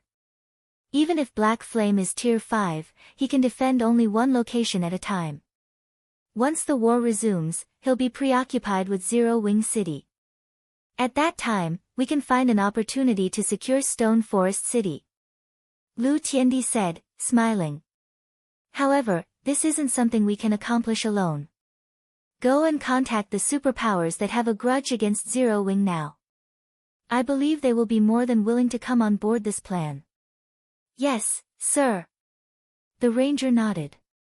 While God's Domain's various powers were reeling from the news of Feng's promotion to Tier 5 and preparing countermeasures, Feng had finalized his discussion with the Secret Pavilion and Netherworld Empire over the specifics of their partnership. Guild leader, now that we have the two guild legacies, we can probably nurture a batch of Void Realm experts and possibly Domain Realm experts within a short period, Fire Dance said. When she thought about how the Secret Pavilion and Netherworld Empire would be sending all their information on the realms of refinement to Zero Wing's headquarters tomorrow, she couldn't help feeling excited. Although the guild legacy Zero Wing received from Unyielding Soul previously was indeed valuable, the information provided allowed Zero Wing to nurture experts only to the Flowing Water realm at a reliable rate. It was still a far cry from a complete guild legacy. After all, only Void Realm experts could serve as a superpower's mainstay. Zero Wing had far too few of such peak experts. The only reason Zero Wing managed to produce as many Tier 4 experts as it had now was the various God's Domain legacies and excellent training environment the guild possessed. Even then, these Tier 4 experts could only rank among the lower rungs of Tier 4 players. That's right. Feng nodded. He similarly felt happy over this matter. Only when Zero Wing possessed a complete guild legacy of its own could it become a true titan in God's Domain. Once the guild had the Secret Pavilions and Netherworld Empire's guild legacies, it would no longer have to worry about lacking peak experts. Zero Wing could also recruit more talented players since these talents would no longer have to worry about Zero Wing lacking a guild legacy. Guild leader, what should we do next? Fire Dance asked. Now that we've become enemies with Mythology and Solar Temple, the Outer World forces will target Star Moon Kingdom and the Twin Towers Kingdom once the war resumes. Should we start withdrawing our forces from those two kingdoms? Mythology and Solar Temple held significant influence in the Eastern Continent. It was also certain that the Outer World forces would target Zero Wing. However, with Zero Wing's current strength, defending Star Moon Kingdom and the Twin Towers Kingdom wouldn't be feasible. To reduce Zero Wing's losses, the guild ought to begin pulling its forces out of these two kingdoms as soon as possible. Next. Chuckling, Feng said, go and gather all of the guild's Tier 4s now. Gather all of the guild's Tier 48. Feng's command confused Fire Dance. With the imminent war, what they should do was relocate the mobile fortress and Silverwing City. Otherwise, once the Outer World's NPC army arrived, Zero Wing would lose both strongholds.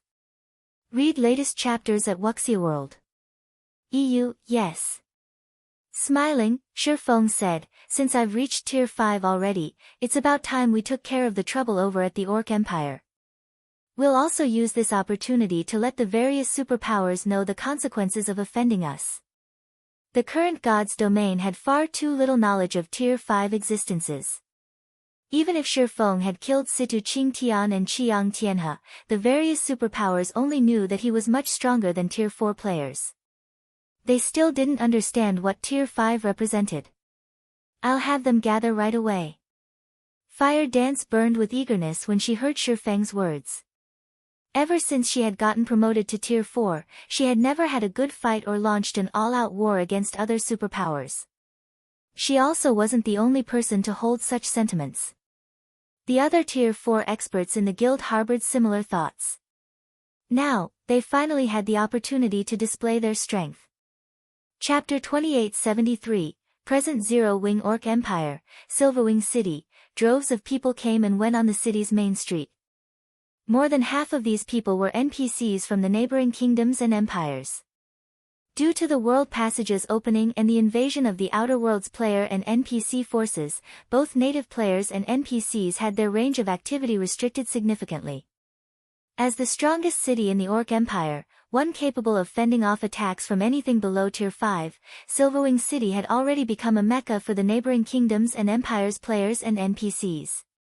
Moreover, the news of Black Flame reaching Tier 5 sent the number of players visiting Silverwing City skyrocketing, resulting in overcrowding.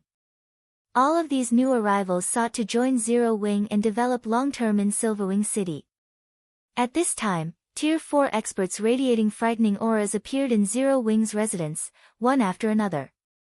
The arrival of these experts instantly silenced the bustling residence. Even the players lining up to take the test to join the guild couldn't help feeling frightened. What's going on with Zero Wing? Why have so many Tier 4 experts gathered? Are they here to maintain order since there are so many people applying to join the guild? Amazing! So, this is Zero Wing. I saw over 50 Tier 4 experts already.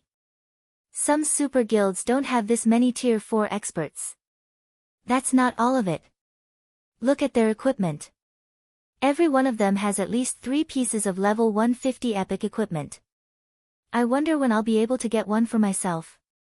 The eyes of the players lined up in the residence's courtyard widened in shock as they took in Zero Wing's Tier 4 experts. Previously, they had recognized that Zero Wing was a powerful guild but felt that it had become a superpower in God's domain only because of Zero Wing City and Black Flame's undefeated legend. Upon seeing the situation now, they realized that Zero Wing's foundation was far more terrifying than they thought. Not only did Zero Wing possess far more Tier 4 experts than most superpowers, but these experts also had superior equipment standards compared to the various superpowers Tier 4 experts.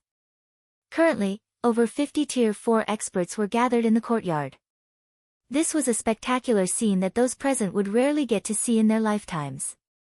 Not to mention, these Tier 4 experts were not repressing their auras at all. When these auras overlapped, they came together to generate an aura far more frightening than that of superior mythic monsters. Even Tier 3 experts shuddered involuntarily, forced to keep their distance from these Tier 4 experts. Why would Zero Wing gather so many Tier 4 experts here? Is it conducting a major operation or something? This is indeed unusual. A guild would gather so many of its Tier 4 experts in one place only for a special event. As the number of Tier 4 experts kept increasing, the non-members in the courtyard felt something amiss. Even Zero Wing's members started growing antsy at this situation. Ji Luorong looked at Violet Cloud, who had just arrived in the courtyard, and asked, "Big Sis Violet, do you know why the guild leaders suddenly summoned us?" "I don't know, either. Big Sis Fire suddenly contacted me and told me to come here right away," Violet Cloud replied, shaking her head. She then visually inspected Ji Luorong and exclaimed in surprise, "Luorong, your mana body is at the 110% completion rate already? You've made so much progress." Ji Luorong had joined Zero Wing only recently. Although Zero Wing was much stronger than before, the fact that Ji Luorong managed to increase her mana body's completion rate from under 105% to her current 110% proved that she was monstrously talented. Hee hee.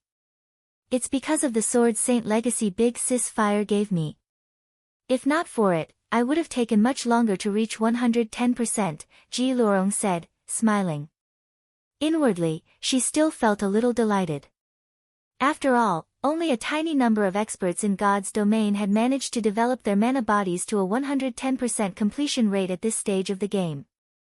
However, when Ji Luorong carefully sensed the mana surrounding Violet Cloud's body, her delight instantly vanished. The mana close to Violet Cloud had already liquefied. Although it was limited to a small portion of her mana, it was still better than nothing. The fact that Violet Cloud could accomplish this feat meant that her mana body's completion rate had already reached 115% or above, according to what Feng told them. She might have even reached the 120% completion rate already. At this time, a masked, middle-aged man clad in black approached Ji Luorong. The aura this man radiated practically rivaled that of a superior mythic monster. This middle-aged man was none other than Crimson Mask, another Eternal Glory member who had joined Zero Wing. "Commander, why did Big Sis Fire suddenly call for us? Is something big going on?" Crimson Mask asked curiously as he looked at Ji Luorong. "I don't know. Big Sis Fire only told me to come here as soon as possible and nothing else." Ji Luorong shook her head. When she noticed the qualitative transformation of Crimson Mask's demeanor, she couldn't help sighing to herself ruefully. B***/B greater than Y/B. Initially, Crimson Mask had opposed Eternal Glory's joining Zero Wing. He felt that even without joining a guild, he could still develop Eternal Glory to great heights. However, after a few bouts with Fire Dance and receiving a sound thrashing each time, Crimson Mask had changed completely. Now, he was even referring to Fire Dance as Big Sis. However, Crimson Mask was much more fortunate than someone else, his fate considerably better. Besides Crimson Mask, a lunatic named Invincible Swallow had come to Zero Wing to challenge Violet Cloud, and the fate this lunatic suffered was simply terrible. That fight could be described as an adult beating up a toddler. Afterward, when Invincible Swallow returned for a rematch at a later date, Violet Cloud just so happened to be out on an errand. Aqua Rose had been present at the time, so he challenged her instead. After that match, Invincible Swallow began questioning his life. Even now, he was still training crazily in Stone Forest City's battle arena every day. While Zero Wing's Tier 4 members wondered why Fire Dance had suddenly gathered them, a man and a woman approached the courtyard from a distance. These two people were none other than Feng and Fire Dance. Feng was just walking casually, yet his steps distorted the space around him. It was as if the surrounding space couldn't contain his presence and could crumble at any time. In addition, as Feng did not bother concealing his aura, everyone present gasped involuntarily when they sensed it. Although Feng wasn't directing any hostility at anyone, merely letting his aura radiate freely, the Tier 4 players present felt their bodies becoming incredibly heavy as if someone had tied metal weights to their bodies. As for the Tier 3 players present, they instinctively retreated from Feng, not daring to move even an inch closer to him. "He's the guild leader." Crimson Mask was shocked as he looked at Feng. Before today, Crimson Mask had only ever heard the name of Black Flame. From the gossip circulating inside Zero Wing, he knew that Feng was Zero Wing's #1 expert and that his existence was the linchpin of the entire guild. Crimson Mask had thought that Feng was only slightly stronger than Fire Dance. However, given this situation, Feng wasn't just somewhat stronger than Fire Dance. He was practically standing on a whole other level. Aside from Crimson Mask, many of the Tier 4 experts who had joined Zero Wing recently were also stunned by Feng's terrifying aura. After glancing at the crowd gathered, Fire Dance reported to Feng, guild leader, apart from the 2 vice guild leaders and around a dozen others, who are currently occupied with important matters, all of the guild's Tier 4 members are here. Not bad. Feng nodded in approval as he scanned the crowd before him. A total of 59 Tier 4 players waited in the courtyard, their levels ranging from level 148 to level 156. More than half of these players had broken through the 100% threshold of their mana bodies already, with nearly 20 having reached the 105% threshold and 7 at the 110% threshold. The 7 to reach 110% completion rate or above were Violet Cloud, Fire Dance, Ji Luorong, Alluring Summer, Yen Tianqing, Iluafei, and Silent Blade. One could consider this lineup a spectacular force at this stage of the game. Read latest chapters at Wuxia World. EU at this time, Kola, who had already reached level 150, could no longer hold back his excitement, asking, Guild Leader, are we going to raid the Orc capital city? The Orc capital city's core area was a special secret land. The degree of danger in this secret land closely rivaled that of a God mode regional dungeon. The loot inside was likewise incredible. However, one required a sufficiently large team of Tier 4 players to raid it. This was why nobody had succeeded in raiding it even now. Meanwhile, Zero Wing currently had 59 Tier 4 players and 1 Tier 5 player gathered. They were already more than qualified to raid the Orc capital city's secret land. When everyone heard Kola's words, they immediately grew restless. After all, this was a level 150+ secret land they were talking about. They would definitely gain significant harvests if they raided it. No, I didn't gather you here for the Orc capital city, but for something else instead, Feng said, shaking his head. Something else? Kola and the others grew confused. That's right. Smiling, Feng explained, to ensure our survival in the upcoming war and Zero Wing's future development, I plan on annihilating Ancient Rock City and eliminating Beast Emperor from the Orc Empire. Chapter 2874, Descending upon Ancient Rock City. Orc Empire, Ancient Rock City. The walls of Ancient Rock City were over 50 meters tall. Despite numerous faux saint monsters roaming the barren land outside the city walls, the Tier 3 players patrolling atop the walls completely disregarded these monsters as if they did not exist. Surprisingly, the faux saint monsters that most of the Eastern Continent's players regarded as a nightmare showed no intentions of attacking Ancient Rock City. They behaved like scarecrows under the city walls. At this time, a merchant caravan, composed of over 100 players and over a dozen horse-drawn carriages, slowly approached Ancient Rock City from a distance. Despite catching sight of these players, the countless faux saint monsters roaming the barren land outside Ancient Rock City behaved as if they did not see this caravan. Looking at the level 120 faux saint monsters around him, a level 136, Tier 3 swordsman escorting the caravan exclaimed, "The Sacred Heart Amulet Saint's hand sold us is amazing. Those mythic faux saint monsters ignore us even when we're only 30 yards away from them." Even NPCs were helpless against the faux saint monsters running rampant in the many neighboring kingdoms and the Black Dragon Empire. The danger made it increasingly difficult for merchant caravans to make money. However, so long as a caravan carried a Sacred Heart Amulet, it could avoid the faux saint monsters' attacks altogether. At the swordsman's words, the level 137, Tier 3 Guardian Knight sitting at the head of the caravan looked at the Sacred Heart Amulet in his hand.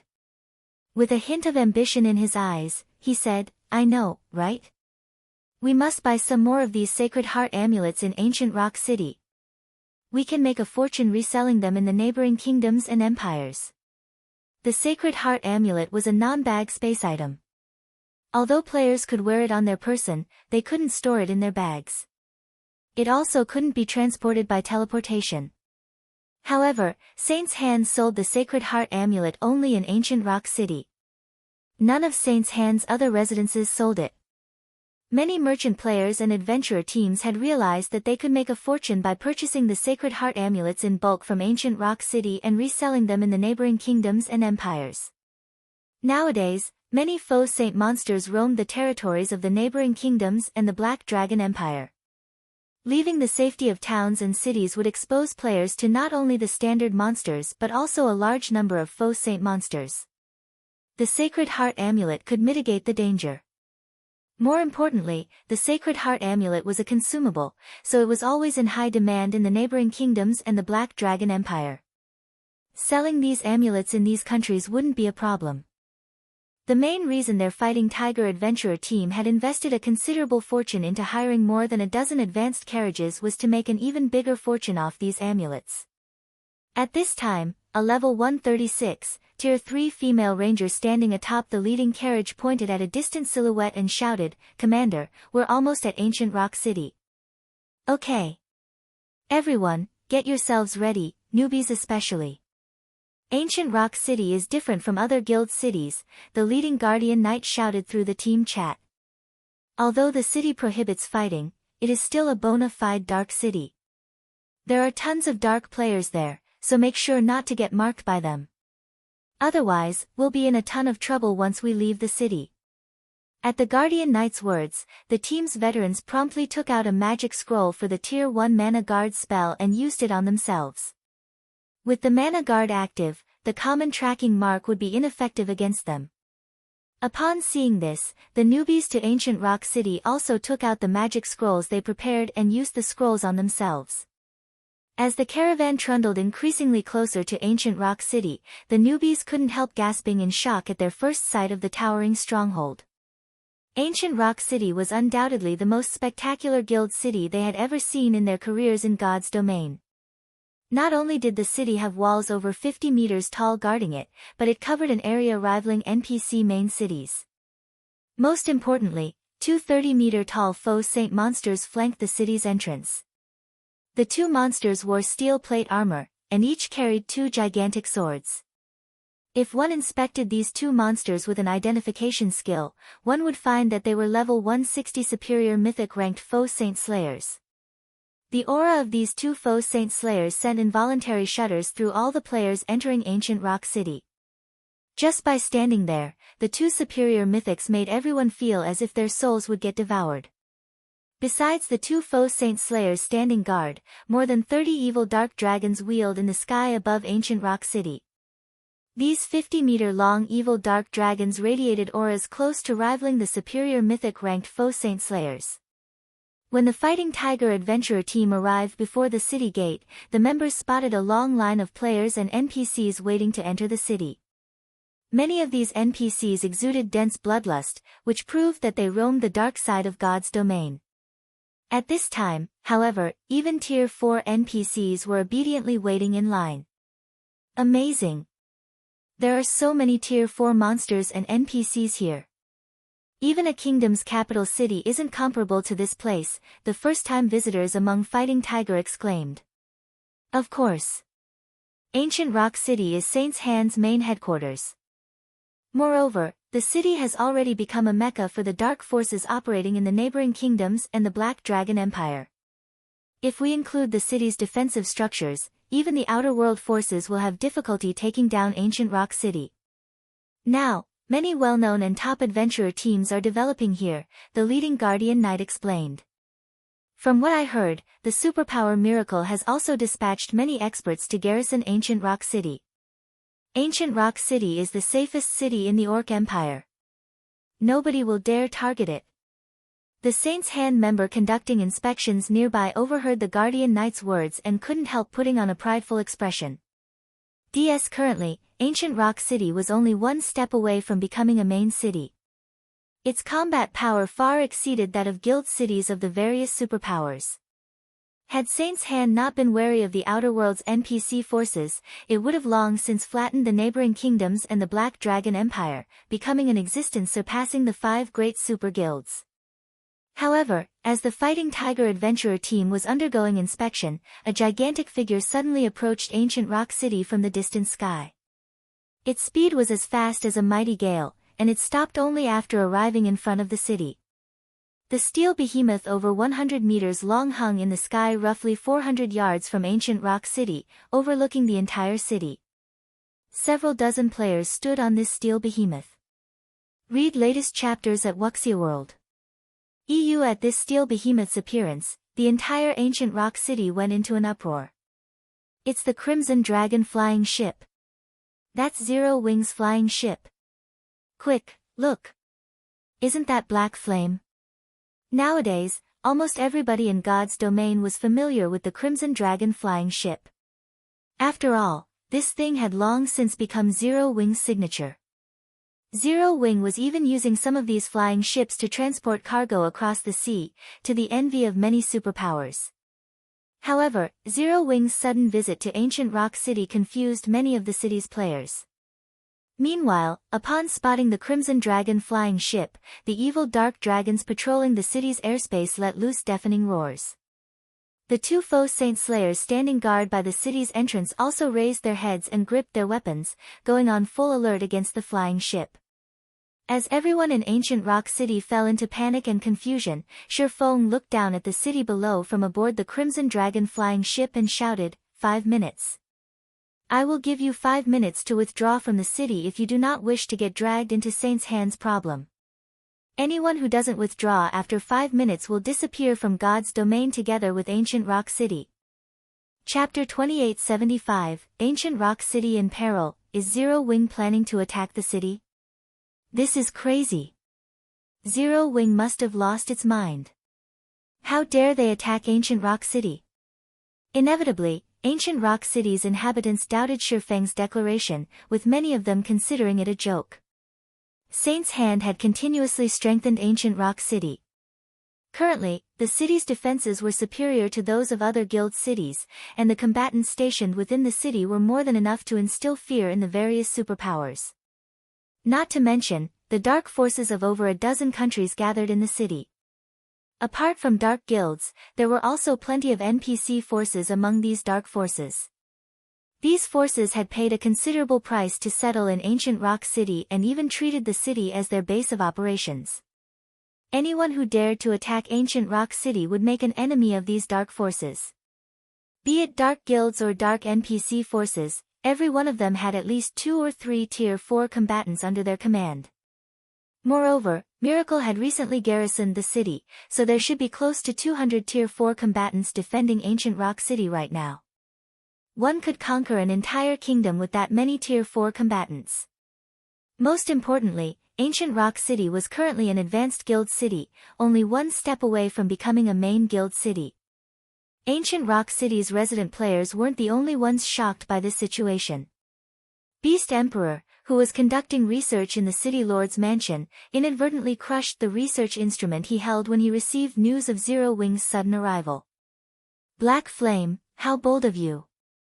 It seems you've gotten arrogant while I was lying low. Beast Emperor growled with a cold glint in his eyes. Lord Beast Emperor, Black Flame is rumored to have reached Tier 5 already. Should we notify the Sacred Envoy, the level 152, Tier 4 Berserker, who had made the report, asked. News of Feng's promotion to Tier 5 had long since reached the ears of God's domain's various powers. Meanwhile, a Tier 5 player was in existence. Even Saint's Hand had to be wary putting away the tools on his table. Beast Emperor glanced at Saint's Hand's guild leader, Furious Fist, and smiled lightly. No need. Call for some people and come along with me. I want to see what exactly gives Black Flame the confidence to act arrogantly in my Ancient Rock City. After saying so, Beast Emperor turned around and left. A robust man with black skin covered in flashing runes, who stood guard before the research room, silently trailed him. Yes, sir. Furious Fist hurriedly followed after the robust man. Less than 3 minutes after Feng's declaration, many players and adventurer teams, afraid of trouble, had already withdrawn from Ancient Rock City. Only dark players and a few courageous normal players chose to remain. At the same time, players from the various dark adventurer teams and dark guilds also gathered at Ancient Rock City's entrance, one after another, and watched the fleeing players. These cowards. Zero Wing sent only a few dozen players, yet these people are already running away. Zero Wing is famous, after all. It's normal for them to run away. Not to mention, Black Flame is also here. It'd be strange for them not to escape. These people are simply idiots. Zero Wing won its past battles only because of the powerful defenses of its cities. That's right. So what if Zero Wing managed to produce a Tier 5 player? We'll teach these guys what it means to offend us dark forces. The dark players revealed expressions of rage and excitement as they looked up at the Crimson Dragon flying ship. Zero Wing's reputation was through the roof right now. Moreover, Feng had gotten promoted to Tier 5. Hence, players were starting to consider Zero Wing God's domain's #1 guild. If a battle were to occur in the outside world, dark players like themselves would indeed be afraid of Feng. However, it was a different story if the battle took place inside Ancient Rock City. With the city's magic array, they could still take him on with the many Tier 4 players they had. Not to mention, a large number of faux saint monsters protected ancient Rock City, including 2 superior mythic-ranked faux saint slayers. Even if they couldn't kill Feng, they could, at least, make the other members of Zero Wing suffer. As the 5-minute limit approached, the number of players retreating from ancient Rock City also increased. At this time, the players that had withdrawn from ancient Rock City suddenly felt a chill envelop their bodies. Even Tier 3 experts found themselves partially kneeling on the ground. The next moment, a group of 40 players flew out from the City Lord's mansion. Apart from Furious Fist and Saint's Hand's Tier 4 executives, 17 players on the team were people that none of ancient Rock City's inhabitants had ever seen before. These 17 players looked nothing like humans. Not only were their bodies pitch black, but there were also flashing runes engraved all over their bodies. These players' auras were also stronger than even that of superior mythic monsters. When combined, their auras transformed into a tsunami that swept through the entire city and its surroundings. Amazing! Is this Saint's Hand's rumored Bloodstained Knight Legion? That's not all. Even Beast Emperor left the City Lord's mansion. It seems we'll have a good show this time. Indeed. I heard that Beast Emperor has constantly been plotting revenge on Zero Wing after getting slaughtered at the Secret Covenant Tower. Now that Zero Wing has come knocking on his door, there's no way Beast Emperor will spare Zero Wing. The various major powers experts standing atop the city walls were surprised when they saw Beast Emperor and the Bloodstained Knights making an appearance. At the same time, they were shocked by the power Saint's Hand displayed. The superpowers on the eastern continent had always been fearful of Saint's Hand, and this situation greatly confused the various major powers. However, after seeing Saint's Hand's top combatants, they realized that the superpowers' fear of Saint's Hand wasn't without basis. Setting aside the fact that Saint's Hand had over 20 Tier 4 experts at the Void Realm or above, just the 17 rumored Bloodstained Knights were more than enough to instill fear into any player force. After all, even a Tier 4 player would tremble in fear if they had to go up against a Bloodstained Knight, let alone 17 Bloodstained Knights simultaneously. That would be a nightmare. Shortly afterward, Beast Emperor's group arrived above the city gate. Seeing this, the various powers' leadership promptly stepped forward to greet Beast Emperor. 1,000 Miles, one of Miracle's Vice Guild leaders, was even among them. 1,000 Miles' actions astonished the various major powers present. They never thought that even a superpower like Miracle would defer to Beast Emperor. After Beast Emperor responded to a few greetings, he flew into the air with his subordinates and glared at Feng on the Crimson Dragon flying ship. He then said coldly, "Black Flame. You and I could have stayed out of each other's way in the Orc Empire, yet you chose to come to attack me. So long as you apologize right now, I can ignore this transgression for the time being. Otherwise, none of you will be returning alive today." After Beast Emperor finished speaking, a frightening amount of evil energy erupted from the 17 Bloodstained Knights behind him, distorting the surrounding space and muddying it. The terrifying power within the evil energy made even those who had fled more than 1,000 yards from the city tremble. Moreover, the 2 faux saint slayers had flown to flank the Crimson Dragon flying ship, while the 30+ evil dark dragons had surrounded it, thoroughly sealing off all of Zero Wing's escape routes. The fleeing players gasped at this scene. With such a force under Saint's Hand's command, the guild could take on even an empire. Damn it! I thought Saint's Hand was going to suffer this time, but it seems I miscalculated. Zero Wing has always relied on Black Flame to survive. Now, it seems Zero Wing has finally met its match. If this situation isn't handled properly, apart from Black Flame, the other Zero Wing members present probably won't leave alive. At this time, even a fool could tell how powerful Saint's Hand's forces were. It wouldn't be an exaggeration to say that even an NPC force with a Tier 5 combatant under its command wouldn't dare to offend Saint's Hand casually, let alone Zero Wing. Apologize? Feng laughed. Beast Emperor, it seems you're growing senile. Have you forgotten how you died at my hands last time? Read latest chapters at Wuxia World. You bastard. Feng's words enraged Beast Emperor. However, before Beast Emperor could say anything more, mana exploded from Feng's body. Immediately, an indescribably heavy pressure descended on the entire ancient rock city. World creation. The next moment, Beast Emperor and the others plummeted to the ground one after another.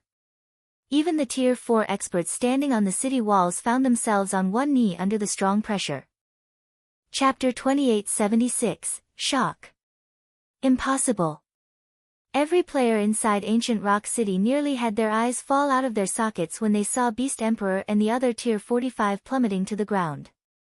Even the Zero Wing members present were stunned. This scene thoroughly exceeded their imagination. In the current God's domain, Tier 4 players were already considered peak combatants and displayed a guild's foundation. Yet, under Feng's mana domain, Beast Emperor and the other Tier 4 combatants on his side could exhibit only 20% or so of their usual combat power. They even lost their ability to fly and manipulate ambient mana. In the blink of an eye, these existences that originally stood at the peak of God's domain had become no different from Tier 3 players. At this time, let alone a Tier 5 player like Feng, even Tier 4 experts could slaughter Ancient Rock City's defenders.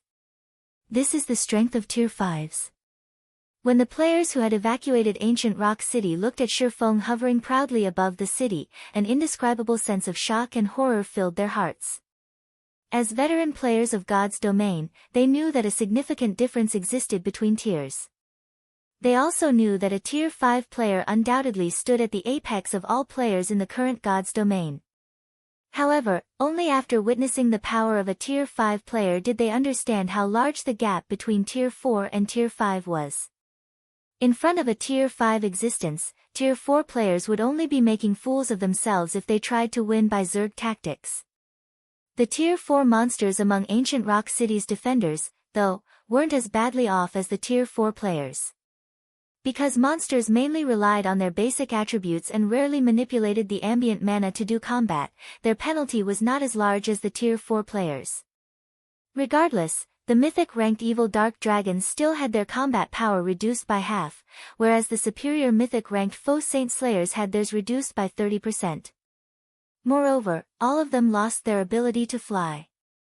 Against Tier 4 players capable of flight, they would be at a significant disadvantage. Unlike everyone else, Feng wasn't surprised at the scene before him. Everyone failed to understand that his mana domain was different from the average mana domain. Existences at the world creation standard could create a small world within their mana domains. The power of such a mana domain was on an entirely different level compared to the average mana domain. Even a Tier 5 existence would be at a disadvantage if they got caught within a Tier 5 world creation expert's mana domain without any countermeasures, let alone Tier 4 players and monsters. Meanwhile, after experiencing this unexpected turn of events, a hint of fear had surfaced in Beast Emperor's eyes. Despite this situation, he still sneered, "Black Flame, don't get too delighted just yet. Don't forget that this is Ancient Rock City." As soon as Beast Emperor finished speaking, an enormous, threefold magic array manifested from the City Lord's mansion. After the magic array gathered mana from the surroundings for a brief moment, it released pulses of mana that enveloped the city. Immediately, the city defenders felt the heavy pressure on their bodies disappear. Now, although Feng's mana domain still subjected everyone to a certain degree of suppression, their combat power had recovered to 80% of their usual. More importantly, they had also regained their ability to fly. Feng was slightly surprised when he looked at the barrier enveloping Ancient Rock City. What a powerful barrier. It seems you've invested quite a lot into this city. His mana domain could render even master magic barriers useless. One would need to use at least a Grandmaster magic barrier to contend with his mana domain. Meanwhile, Grandmaster magic arrays were incredibly rare in God's domain, let alone a Grandmaster magic array that could cover an entire city. The value of every set of scrolls for such a magic array could rival that of fragmented legendary items. Black Flame. Do you think you're the only one with the means to defend cities? Looking at Feng, Beast Emperor sneered, "This is an ancient Grandmaster magic array. Although Ancient Rock City hasn't reached the main city level yet, it is no weaker than a main city in terms of defense. Although you're tier 5, don't even think about taking down ancient rock city. A main city's defensive magic array was wholly capable of withstanding tier 5 attacks. So long as the magic array had a constant energy supply, even tier 5 existences shouldn't think of penetrating it. Meanwhile, exhausting the energy supply of a main city's defensive magic array wasn't something just one tier 5 existence could accomplish. One would need several tier 5 individuals or siege weapons with tier 5 destructive power to do so. However, Zero Wing only had one tier 5 combatant now. In other words, breaking through ancient rock city's defensive barrier would be nothing but a pipe dream. When Beast Emperor finished speaking, the members of the various powers in ancient rock city sighed in relief. They then looked at Feng with sneers on their faces. Black Flame, so what if you're tier 5? That's right. What can you do by yourself? When Feng had extended his mana domain before, everyone within ancient rock city had felt strong pressure overwhelming them. Saint's Hand's tier 4 experts were no exception. However, now that ancient rock city had deployed its defensive magic array, even a tier 5 player like Feng would be helpless against them. Next, all they needed to do was fight a war of attrition, something they did not fear in the slightest. After all, ancient rock city had accumulated a massive stockpile of magic crystals from the sales of Sacred Heart amulets. Not to mention, the Outer World's NPC forces would soon begin the second war against the Eastern Continent's native forces. And in this upcoming war, the Outer World forces would set Zero Wing as their primary target. Zero Wing couldn't afford a war of attrition with ancient rock city at all. The longer it fought, the worse off it would be in the upcoming war. Guild leader, let's attack the barrier together. I want to see how long it can last against our combined attacks. Fire Dance said, gnashing her teeth as she looked at ancient rock city's arrogant residents. That's right. If it spells with tier 5 power, I can use a few as well. I refuse to believe we can't break this barrier. Zhao Yueru said, nodding in agreement with Fire Dance. For other tier 4 players, exhibiting tier 5 power would indeed be a challenging task. However, her Frost Flame's Wrath was a top-tier fragmented legendary weapon. With it, the Fire and Ice-type tier 4 spells she cast could exhibit tier 5 power. No, that won't be necessary, Feng said, shaking his head. Zhao Yueru was a bona fide mobile turret. If he hadn't gotten promoted to tier 5, she would rank at the very top of Zero Wing in terms of firepower. However, besieging a city was different from attacking monsters. The defenders inside the city could launch attacks to counter Zhao Yueru's spells. The defenders could even target her directly, preventing her from casting her spells altogether.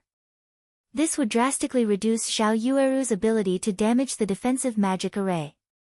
Having only the occasional tier 5 attack land on the defensive magic array would yield hardly any effect.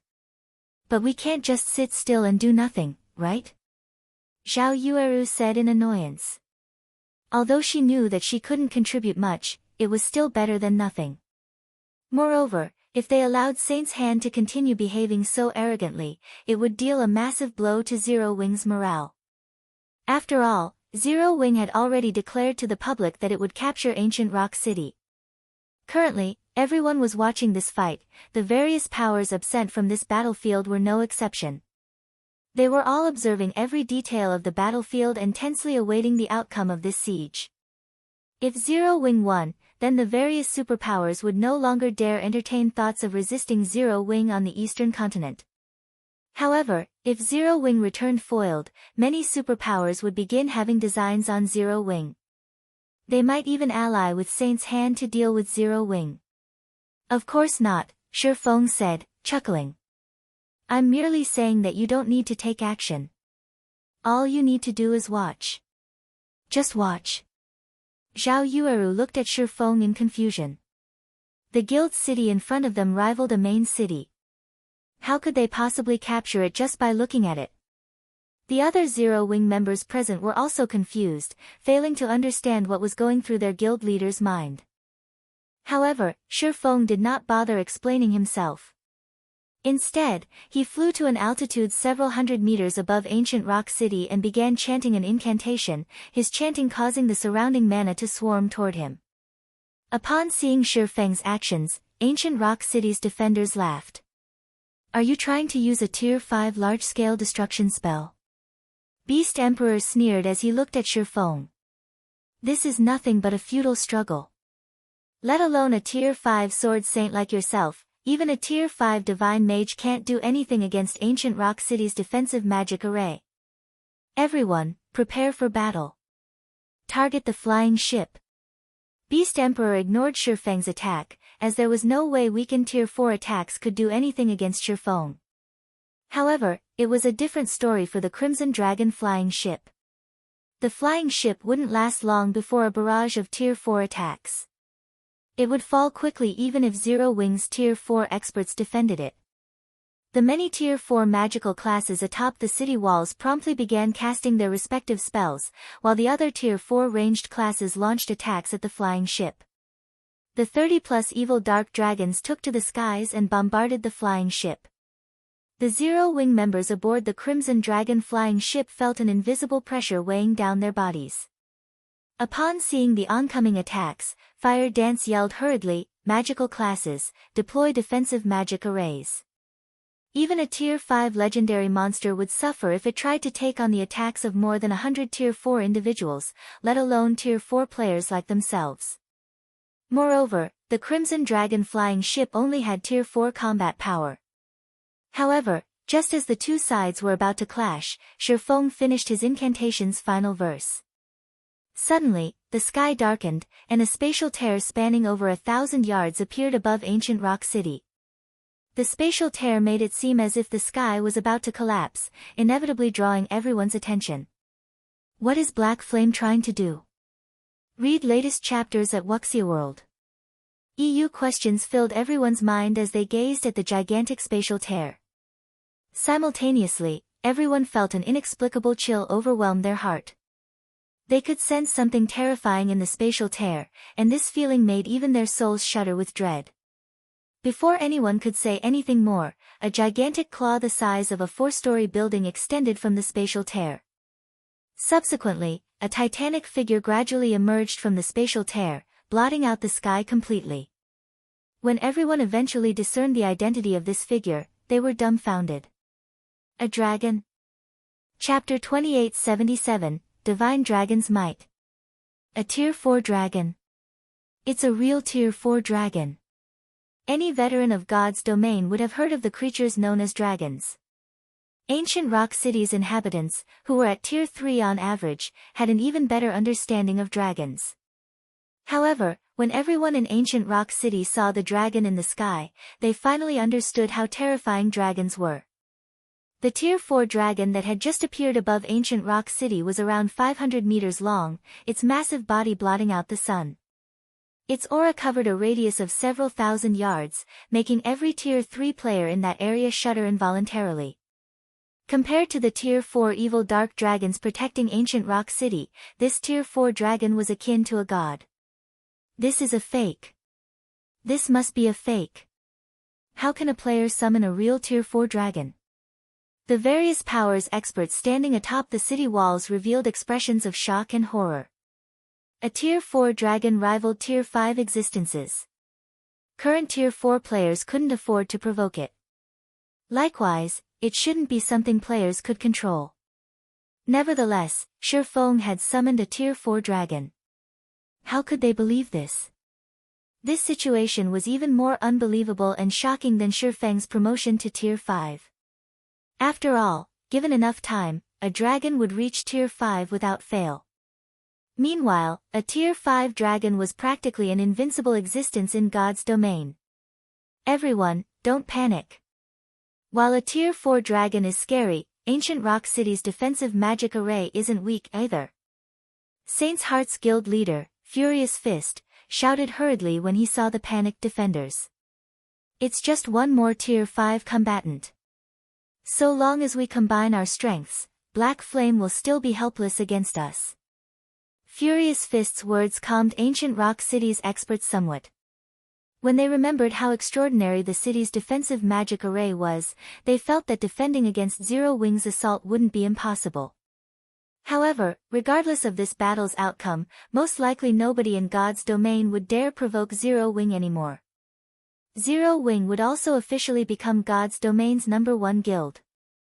After all, which player force in God's domain could contend against the combination of a Tier 5 player and a Tier 4 dragon?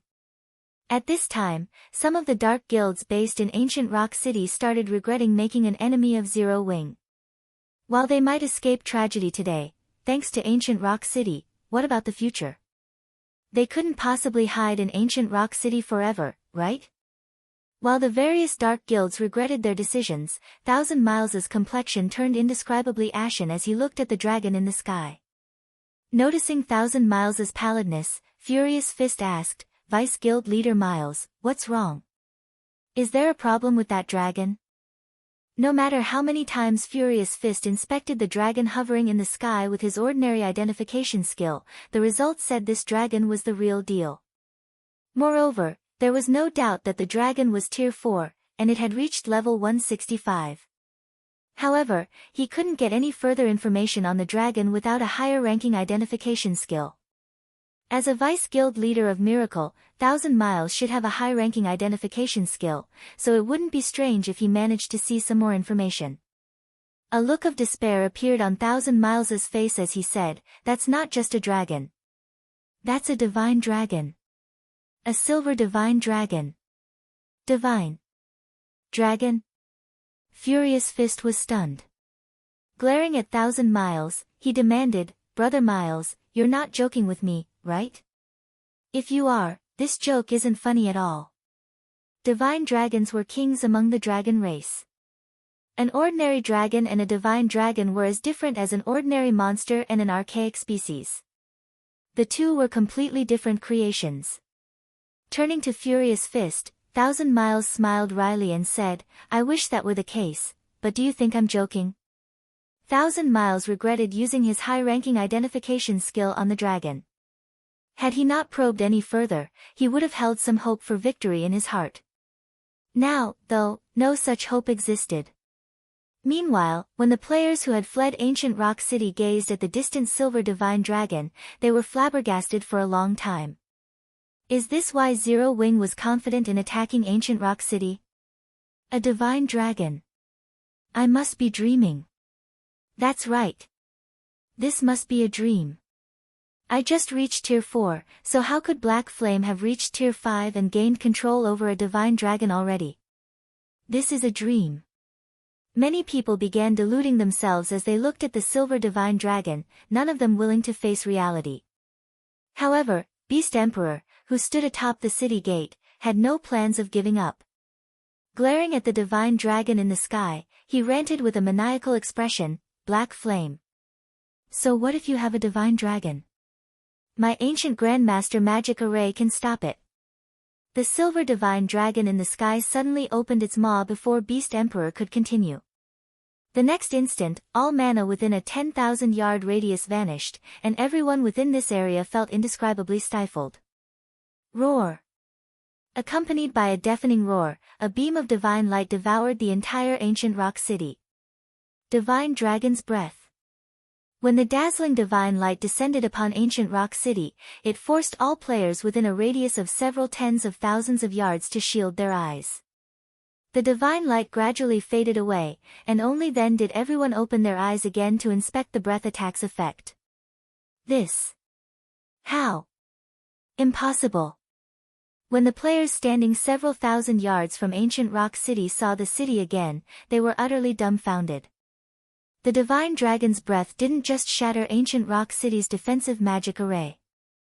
It had even vaporized the towering city lord's mansion at the center of the city along with almost every player and building in the city. Taking their place was a massive crater that spanned the entire city. Only the Tier 4 experts on the city walls who managed to activate their life-saving skills in time and the two foe Saint Slayers had survived the attack.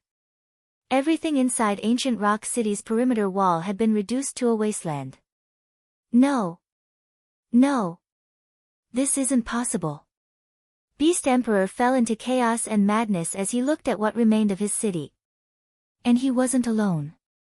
Furious Fist's mind also stopped working at this cataclysmic scene, his body crumbling powerlessly to the ground. BSCR/B, all of the investments we've made. All of the forces we've gathered. Gone. As if they were nothing but a joke. 1,000 Miles, who had also survived the ordeal, was rendered speechless for a long time. One attack. It had taken just one attack for Ancient Rock City, a city rivaling main cities, to disappear. Who could believe this? Zero Wing's members aboard the Crimson Dragon flying ship were similarly stunned by this scene. This was especially true for Ji Luorong and Crimson Mask, who had been active on the Western continent until recently. An indescribable sense of shock filled the two. The Western continent had legends describing the dragon's devastating power and how a single breath attack could destroy entire cities. There were also stories of kingdoms meeting their end because they had angered a dragon. Previously, Ji Luorong and Crimson Mask treated these stories as mere folklore. Now, they finally understood that those stories weren't just legends to embellish God's domain but facts. In reality, even Feng was shocked by this outcome. This is the power of a divine dragon. When Feng saw the ruin before him and Auerbach's nonchalant demeanor, he was momentarily at a loss for words. Feng had seen Tier 6 God-ranked experts single-handedly destroy cities in the past. However, compared to the power displayed by those Tier 6 God-ranked experts, Auerbach's performance gave Feng a much greater shock. This was because Auerbach was only at Tier 4. Read latest chapters at Wuxia World. EU. Originally, Feng thought that Auerbach's breath attack would, at most, deplete a significant portion of the defensive magic array's energy. Yet, the entire city had disappeared. He couldn't help looking at the crazed Beast Emperor apologetically. He even wanted to tell Beast Emperor that he hadn't done this on purpose. Of course, while Feng pitted Beast Emperor, he did not show the latter any mercy. Unsheathing the abyssal blade, he activated the Tier 4 Darkness Bind, binding Beast Emperor and the other surviving defenders. Now that Ancient Rock City's defensive magic array was no more, Beast Emperor and the others were subject to the full power of Feng's mana domain. Without the ability to manipulate the ambient mana, Beast Emperor and the others were basically Tier 3 players with above-average basic attributes. Hence, they were utterly incapable of resisting Feng and got caught easily. And under the restraint of Darkness Bind, they couldn't die even if they wanted to. After Feng destroyed Ancient Rock City and captured Beast Emperor and the others, news of this battle spread like wildfire across the entire God's domain. Chapter 2878, Ancient Rock City's Secret Fire Dragon Empire, Flame Dragon City, Mythology's Residence. A Tier 3 ranger barged into the meeting room occupied by Mythology's executives, earning the dissatisfaction of Situ Qingtian and the others in the room. Looking at the ranger, Situ Qingtian asked in a displeased tone, "Did something happen?" "It's news of Zero Wing," the ranger said hurriedly. "According to your orders, we've kept tabs on Zero Wing. However, just a moment ago, Zero Wing destroyed Ancient Rock City." Upon hearing the ranger's words, Cold Shadow responded dubiously, "Impossible. It's only been around 10 minutes since Zero Wing arrived at Ancient Rock City. Even if Black Flame is Tier 5, they can't possibly capture the city so quickly." Ancient Rock City was Beast Emperor's base, and the man had long since armed the city to the teeth. Beast Emperor also had the evil god's temple's backing, a powerful existence capable of going against the war god's temple. Although Feng was a Tier 5 player, capturing Ancient Rock City should be tough. No. Vice Guild Leader, Zero Wing didn't capture Ancient Rock City. It razed the entire city in one blow. Ancient Rock City is now a ruin, the ranger countered, shaking his head. He then took out a magic crystal recorder and placed it on the meeting table. "This is the battle video we received."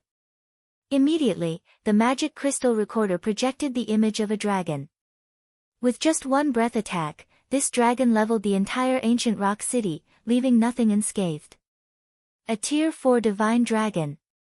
It managed to destroy the entire Ancient Rock City in one hit? Deathly silence enveloped the meeting room momentarily as Mythology's executives stared at the video projection with gloomy expressions. Shock and fear also surfaced in their eyes. Their astonishment was so obvious that even the reporting Tier 3 Ranger could sense it. No wonder. No wonder he dared refuse our two guilds' partnership. So this is the reason for his confidence. Cold Shadow looked at the Tier 4 Divine Dragon and the ruined ancient rock city in the video with complicated feelings. Sure, Feng had been a minor character unworthy of her attention in the past when Zero Wing was a guild reliant on external items to defend its territories. Yet, both Sure Feng and Zero Wing were now bona fide titans that even Mythology could not and would not dare to offend. What was even more laughable was that just a moment ago, Mythology's executives had been discussing how to take revenge on Zero Wing in secret. Now, however. Black Flame. I indeed underestimated you before. Situ Qingtian's gaze grew cold as he looked at the video projection. Repressing the reluctance in his heart, he uttered slowly, temporarily halt all retaliation against Zero Wing we discussed before. Practically every superpower in God's domain had heard about Shi Feng killing Situ Qingtian in Zero Wing City. As a result, Situ Qingtian's reputation had taken a nosedive. Although Situ Qingtian yearned to take revenge on Zero Wing, he knew full well that doing so right now would be no different from suicide. With the combined strength of a Tier 5 player and such a frightening divine dragon, Zero Wing could destroy every guild city in God's domain. Damn it! Are we going to let Zero Wing go, just like that? A Mythology executive complained in a hate-filled voice. Situ Qingtian shook his head. Looking at Shi Feng's projected image, he sneered, of course not. There is only one thing we need to do now, and that is wait. We wait until the start of the Second War. Even if Zero Wing has Black Flame and that divine dragon, it still can't stop the Outer World's advance. Also, start searching ancient ruins for clues to the Tier 5 promotion. Spare no cost at all. We must have our own Tier 5.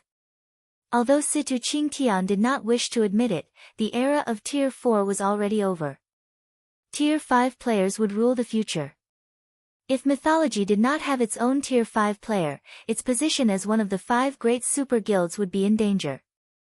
Shortly after Situ Qingtian issued his command, the other superpowers of God's domain also issued similar commands. They frantically searched ancient ruins for clues to help their Tier 4 experts get promoted to Tier 5 as quickly as possible while quietly awaiting the arrival of the Second War of Worlds. Meanwhile, inside the Orc Empire's ancient rock city, Fire Dance and the other Tier 4 experts of Zero Wing finally killed the 2 surviving foe Saint Slayers. The deaths of the 2 superior mythic monsters granted everyone a generous amount of EXP, and they all managed to gain at least 1 level. However, compared to the EXP the foe Saint Slayers contributed, Shi Feng was more interested in the pitch-black stones the 2 monsters dropped after death. Previously, whenever players killed mythic-ranked foe Saint monsters, the player who landed the finishing blow would have a dark gray mist invade their body. This gray mist would increase the player's affinity with mana for a lengthy period.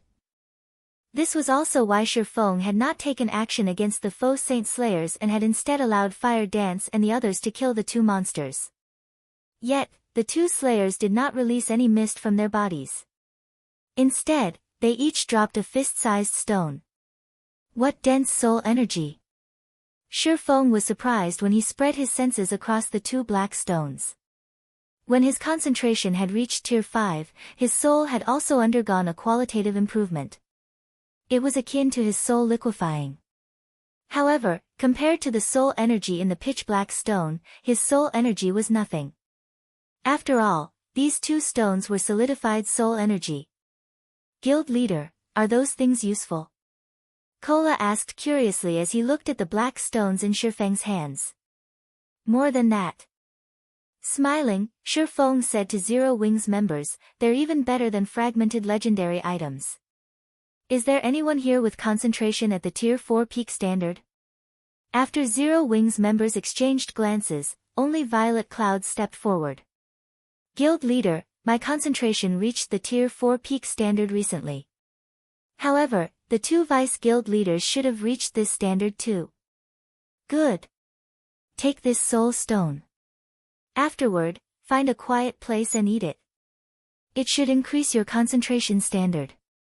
If you're lucky, you might even raise it to tier 5, Feng said as he handed one of the black stones to Violet Cloud. He then said to the others, if anyone else manages to reach the tier 4 peak standard, you can get this soul stone from me. The other Zero Wing members nodded their heads, none of them objecting to Feng's method of distribution. However, when Beast Emperor, who was restrained in a corner, saw Feng's actions, he dearly wanted to strangle Feng to death. Feng was actually treating the 2 Faux Saint Slayers' cores as a snack and letting others eat them. This was simply outrageous. He had fed the 2 Faux Saint Slayers the souls of tens of thousands of tier 3 players to transform their cores into a soul core. So long as he had a soul core, he could create another Faux Saint Slayer. Yet, Violet Cloud received one of these soul cores as a snack. Black Flame. You'll pay for this. Beast Emperor bellowed as he glared at Feng. It doesn't matter even if you caught me. The evil god's temple's rise is already a foregone conclusion. At that time, the Faux Saint army will devour everyone from Zero Wing. Foregone conclusion. Feng laughed. Looking at the restrained Beast Emperor, he pointed at the ruined Saint's Hand residence in the distance and asked, are you talking about that secret land beneath your guild residence? I don't know what you're talking about. Beast Emperor stammered in a panic. No need to pretend. Do you think tier 5 is a joke? Feng rolled his eyes at Beast Emperor. While Ancient Rock City's defensive magic array was still active, Feng hadn't been able to sense the secret land's existence. However, with the defensive magic array gone, nothing in Ancient Rock City could hide from his tier 5 world creation mana domain. Moreover, Feng had already been suspicious about how Beast Emperor had managed to develop Ancient Rock City to its current level. Zero Wing had poured an astronomical amount of resources into developing Stone Forest City and Zero Wing City. Yet, the 2 cities were still stuck as intermediate cities, far from becoming advanced cities. So, how did Ancient Rock City develop into an advanced city that was close to becoming a main city? Only a fool wouldn't suspect there was a secret behind this achievement. Black Flame. Beast Emperor was momentarily enraged at Feng's ridicule. However, he soon calmed down and said, so what if you've discovered the evil god's secret land? Do you think you can defend it? Even if you've captured me, I will still spread this information to the entire god's domain. At that time, even the outer world forces will be drawn here. Do you think you can stop all of them? The evil god's secret land was originally his biggest secret and something he had invested heavily in. This secret land was also why he had gained his current power. Although the evil god's secret land would be of significantly less help to those not belonging to the evil god's temple, the benefits were still enough to drive everyone in God's domain wild. How would I know if I don't try? Suddenly, Feng executed a slash at Furious Fist, instantly killing him. As Furious Fist collapsed reluctantly to the ground and transformed into countless particles of light, 2 items appeared in his place. Of the 2 items Furious Fist dropped, one was a piece of epic equipment, while the other was a token. Beast Emperor's complexion paled when he saw the token. This token was none other than Ancient Rock City's City Lord's token. With this token, one could take control of Ancient Rock City. Only, Beast Emperor couldn't figure out how Feng knew Furious Fist had held the City Lord's token. Read latest chapters at Wuxia World. It seems my luck is good. Feng was a little surprised when he saw the City Lord's token. It dropped on the first kill. Beast Emperor nearly fainted when he heard Feng's words. What Beast Emperor didn't know was that aside from Beast Emperor, everyone else held no value as prisoners in Feng's opinion. Meanwhile, the City Lord's token couldn't be taken out of the city. Otherwise, it would be automatically teleported back to the City Lord's mansion after some time. And with how precious the City Lord's token was, Beast Emperor naturally wouldn't leave it to just anyone. The person holding the token would have to be a Tier 4 guild executive of Saint's Hand at the very least. Hence, if Furious Fist hadn't dropped the City Lord's token, Feng would have killed Saint's Hand's Tier 4 experts one by one until it dropped. The instant Feng picked up the City Lord's token, a system notification rang in his ears. Chapter 2879, Colossal Wealth System, Congratulations. You have obtained Ancient Rock City's City Lord's token. Do you wish to bind the token? Once bound, you will become Ancient Rock City's ruler and obtain full authority over the city. Feng chose to bind the token without hesitation. System, binding in progress. You will have full authority over Ancient Rock City after 4 hours. You should not move beyond 1,000 yards from the city during these 4 hours. If you leave this area or get killed during this time, the binding process will be cancelled, and you may not make another binding attempt for 1 natural day. CES 4 hours? Feng was a little surprised by the notification. Has it reached the main city standard already? When one tried to bind the City Lord's token of a guild city, the binding time would depend on the city's rank. Main city-level guild cities normally took 4 to 6 hours to bind. Guild leader, did something happen? Fire Dance asked when she saw Feng's strange expression. It's nothing. I just didn't expect Ancient Rock City to be this special, Feng said, glancing at the raging Beast Emperor.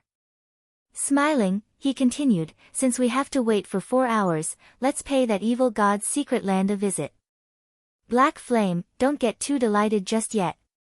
It's useless even if you've obtained Ancient Rock City. That secret land isn't a place you can touch. Without my means of entering, you can't obtain anything inside that secret land. Beast Emperor sneered. I'll spread the secret land's entry methods to all your enemies and even those outer world people. At that time, you can only watch as they take all of the secret land's treasures right before your eyes. Zero Wing could indeed better defend itself after acquiring Ancient Rock City. However, Beast Emperor also knew very well that the Outer World forces had already deemed Zero Wing an eyesore. Once the Outer World's army arrived, neither Star Moon Kingdom nor the Orc Empire would survive. At that time, the Outer World forces would snatch the evil god's secret land from Feng, and Feng would be helpless to resist them. However, Feng ignored Beast Emperor and led Zero Wing's members to Saint's Hand's residence. Although Ancient Rock City was now in ruins and Saint's Hand's residence had been leveled, the guild warehouse was situated on the first underground floor, so Saint's Hand's guild warehouse remained intact. After Feng's group took care of the one Tier 4 NPC and several Tier 3 NPCs guarding the warehouse, they gained full access to it. Everyone from Zero Wing salivated when they stepped into Saint's Hand's guild warehouse. The warehouse, which was the size of 2 sports stadiums, was packed with all sorts of items. Gold coins covered the floor, and magic crystals formed numerous mounds. At a glance, they estimated it held at least 3 million gold coins and 4 million magic crystals. This stockpile of magic crystals was only slightly inferior to Zero Wing's. We're rich. Guild leader, we're rich. Fire Dance exclaimed in excitement as she looked around the warehouse. With all these coins and magic crystals, we won't have to worry about upgrading the buildings of our cities anymore. Zero Wing City's public opening had indeed generated a lot of additional income. Unfortunately, the guild's expenditure still exceeded that amount. This was because Zero Wing City's public opening necessitated an increase in the city's security. The city had to recruit many NPC soldiers to fill as many of the 30,000 slots as possible. While Zero Wing could skim on the benefits provided to the hired soldiers by virtue of Zero Wing City being a main city, the cost of employing level 150+, Tier 3 NPCs was still high. With everything taken into account, maintaining a Tier 3 NPC cost 5 gold coins. If Zero Wing City filled all 30,000 of its soldier slots with Tier 3 NPCs, the NPC soldiers' daily upkeep alone would total 150,000 gold. Moreover, this still did not include the NPCs' weapons and equipment or the maintenance cost for the Tier 4 NPCs hired. Simply put, Zero Wing's daily expenditure had skyrocketed after Zero Wing City's public opening. At this time, the guild's stockpile of coins was close to empty. Fortunately, Thanks to Saint's Hand's contribution, Zero Wing's warehouse would soon be rich again. Seeing Fire Dance's joy, Feng chose to hide the fact that ancient rock city's reconstruction would probably eat up all of this money. Zero Wing might even need to provide additional funds. Guild leader, come here quick. There are 7 luminaries crystals here. Blackie said after opening a chest as tall as he was. With glittering eyes, he continued, there are at least 50,000 units here. That's even more than what we have. Before Feng left for the western continent, he had tasked Blackie with acquiring as many 7 luminaries crystals as possible. Hence, Blackie placed particular importance on the crystals. However, Zero Wing's warehouse currently had only around 30,000 units of 7 luminaries crystal despite his efforts. And if it weren't for Zero Wing having a monopoly over the Arctic Canyon, this amount would be even lower.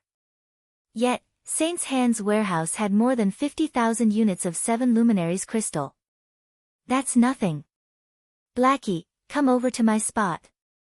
I'll let you know what real wealth is, shouted Cola, who stood in another corner of the warehouse, as he pointed at the several hill-sized chests beside him. All of these chests here are full of epic materials or above.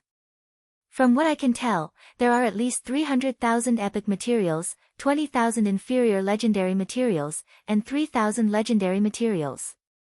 Everyone, including Feng, was stunned when they heard Cola's words. This was on the level of a kingdom's treasury.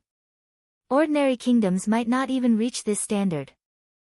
Only high-ranking kingdoms would have so many rare materials. However, upon hearing Cola's words, Beast Emperor, who had been dragged along to the warehouse, turned livid, his eyes becoming bloodshot.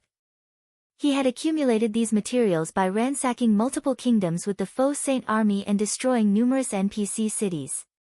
Yet, all his efforts had ended up benefiting Zero Wing.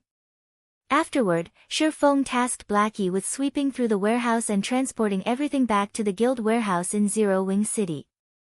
He then brought Fire Dance and the others to a secret room on the second underground floor. Read latest chapters at Wuxia World.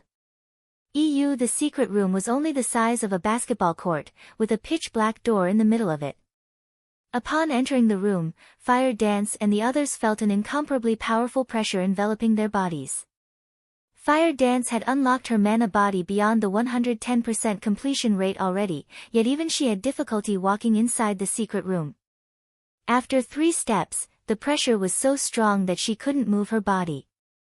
If an ordinary Tier 4 player were to enter this room, they would most likely crumple to the floor, unable to advance even a single step. Ha ha ha. I already said that you people would never be able to touch the evil god's secret land. Beast Emperor laughed when he saw Fire Dance and the others immobilized. He then looked at Feng and taunted, Black Flame, it's the same even if you're Tier 5. Without my special method, none of you should think of entering. Beast Emperor had reached the peak of Tier 4 already. He also had the benefit of being an evil god worshipper. Nevertheless, he still struggled to enter the evil god's secret land. This was why Beast Emperor was confident that Feng would be helpless against the evil god's secret land even though he had discovered its existence. Is that so? Feng stepped into the secret room after glancing at the laughing Beast Emperor. Chapter 2880, God Mode's Secret Land, what bold words. I want to see just how far you can go. Beast Emperor watched with ridicule and complacency as Feng entered the secret room. He was fully confident that the evil god's secret land would repel Feng. However, after Feng entered the room, 1 step, 2 steps, 3 steps. Apparently unhindered by the oppression the pitch-black door exerted, Feng advanced 20 steps without stopping. He showed no signs of discomfort whatsoever. It was as if the pressure that rendered even experts at the peak of Tier 4 helpless was nothing to him. Confusion flooded Beast Emperor's heart as he looked at Feng. What's going on? When Feng arrived before the pitch-black door, let alone Beast Emperor, even Fire Dance and the others were stunned. How did you do it, guild leader? Fire Dance asked, unable to contain her curiosity. The intensity of the pressure she felt from the secret room was unprecedented. even the divine might she experienced in Light-Forged City could not compare. After taking 3 steps into the room, she could no longer advance by even another inch. She couldn't even lift her feet. While Tier 5 players were indeed stronger than Tier 4 players, the disparity shouldn't be so significant. Logically, there was no way Feng would remain unaffected by the room's oppression. At Fire Dance's question, the other Zero Wing members also looked at Feng curiously. How did I do it? Seeing everyone's curious expressions, Feng smiled faintly and said, I just walked here, of course. However, I did use a little technique. Technique? The Zero Wing members were momentarily stunned. They hadn't seen anything peculiar about Feng's gait. He had merely walked to the door in a normal fashion. Moreover, how could a technique completely mitigate such terrifying pressure? However, when Beast Emperor heard Feng's words, he stared at the latter as if he had just seen a ghost. No. Impossible. Who are you? How can you know such a technique? There was indeed a trick to approaching the pitch-black door. However, Beast Emperor had never told anyone this trick. He was the only player in God's domain who knew it. Moreover, even if one knew the trick, one still couldn't approach the door without the evil god's blessing. Feng couldn't help rolling his eyes at Beast Emperor. The technique required to approach this door is indeed complicated, but do you think the fundamental technique to manipulate the various elements of mana is unique to the evil god's temple? When Feng saw the pitch-black door and the hurdle fire dance and the others faced after entering the secret room, he quickly noticed a similarity between the secret room and the Dragon Temple's trial area. In the Dragon Temple's trial, players had to construct a bridge using mana's various elements. The secret room, on the other hand, was filled with chaotic mana. The closer to the pitch-black door, the more chaotic the ambient mana was. What players needed to do was return this chaotic mana to its original state. Only by doing so could players approach the door. Simply put, both places tested players' usage of the various elements of mana.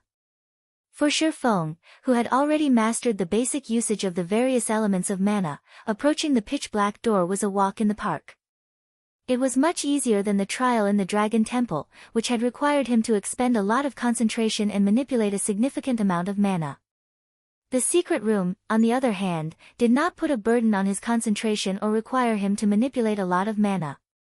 The secret land aside, this room is quite a good training spot for those seeking to learn the basic usage of the various elements of mana.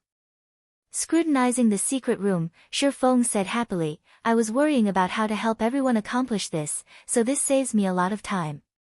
It wasn't easy to learn to manipulate the various elements of mana independently.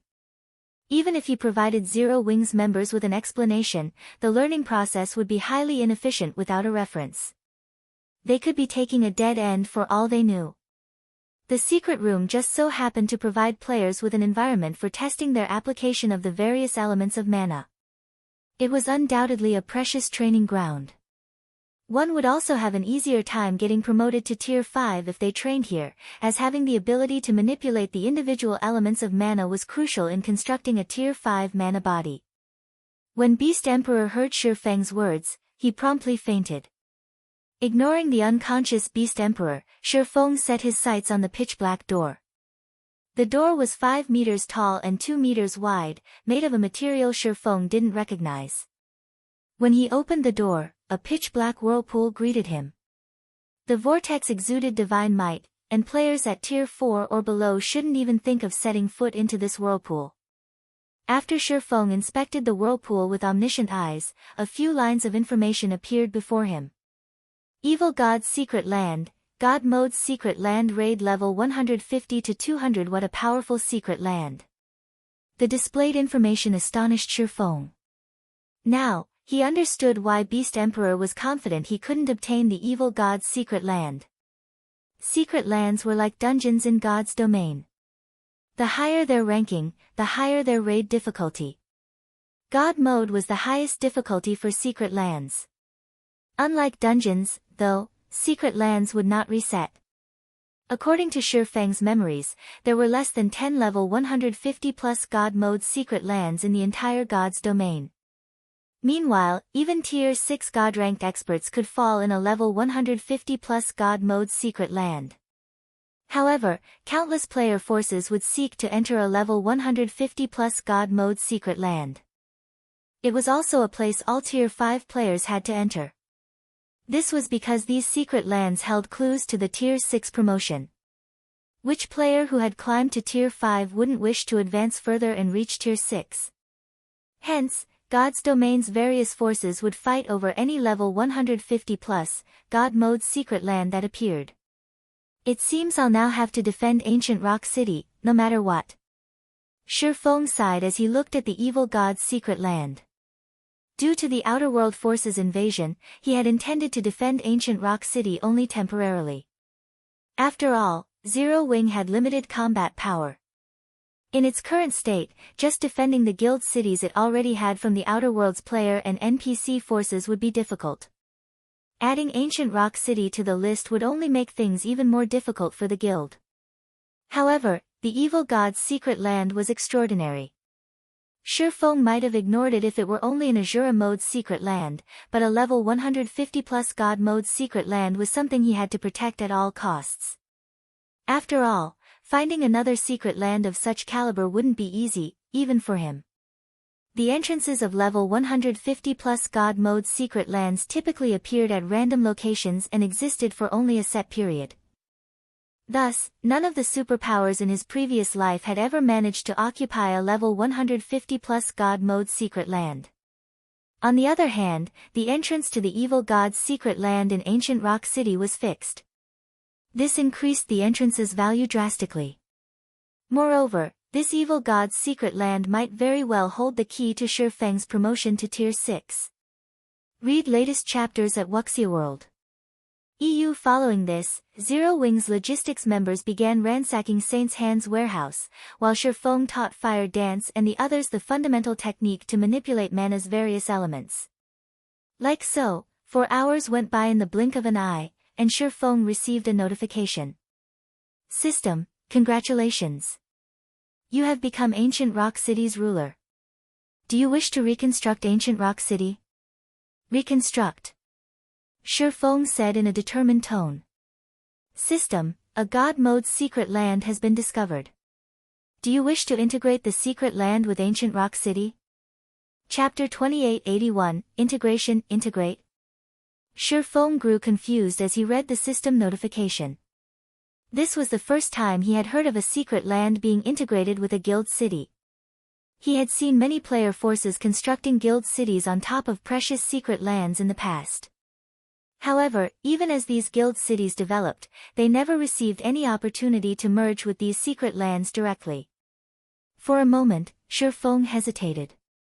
The evil god's secret land was a level 150+ God Mode's secret land. If he recklessly merged it with ancient Rock City and the secret land disappeared, he would suffer a huge loss. However, before Feng could ponder things further, he received another system notification.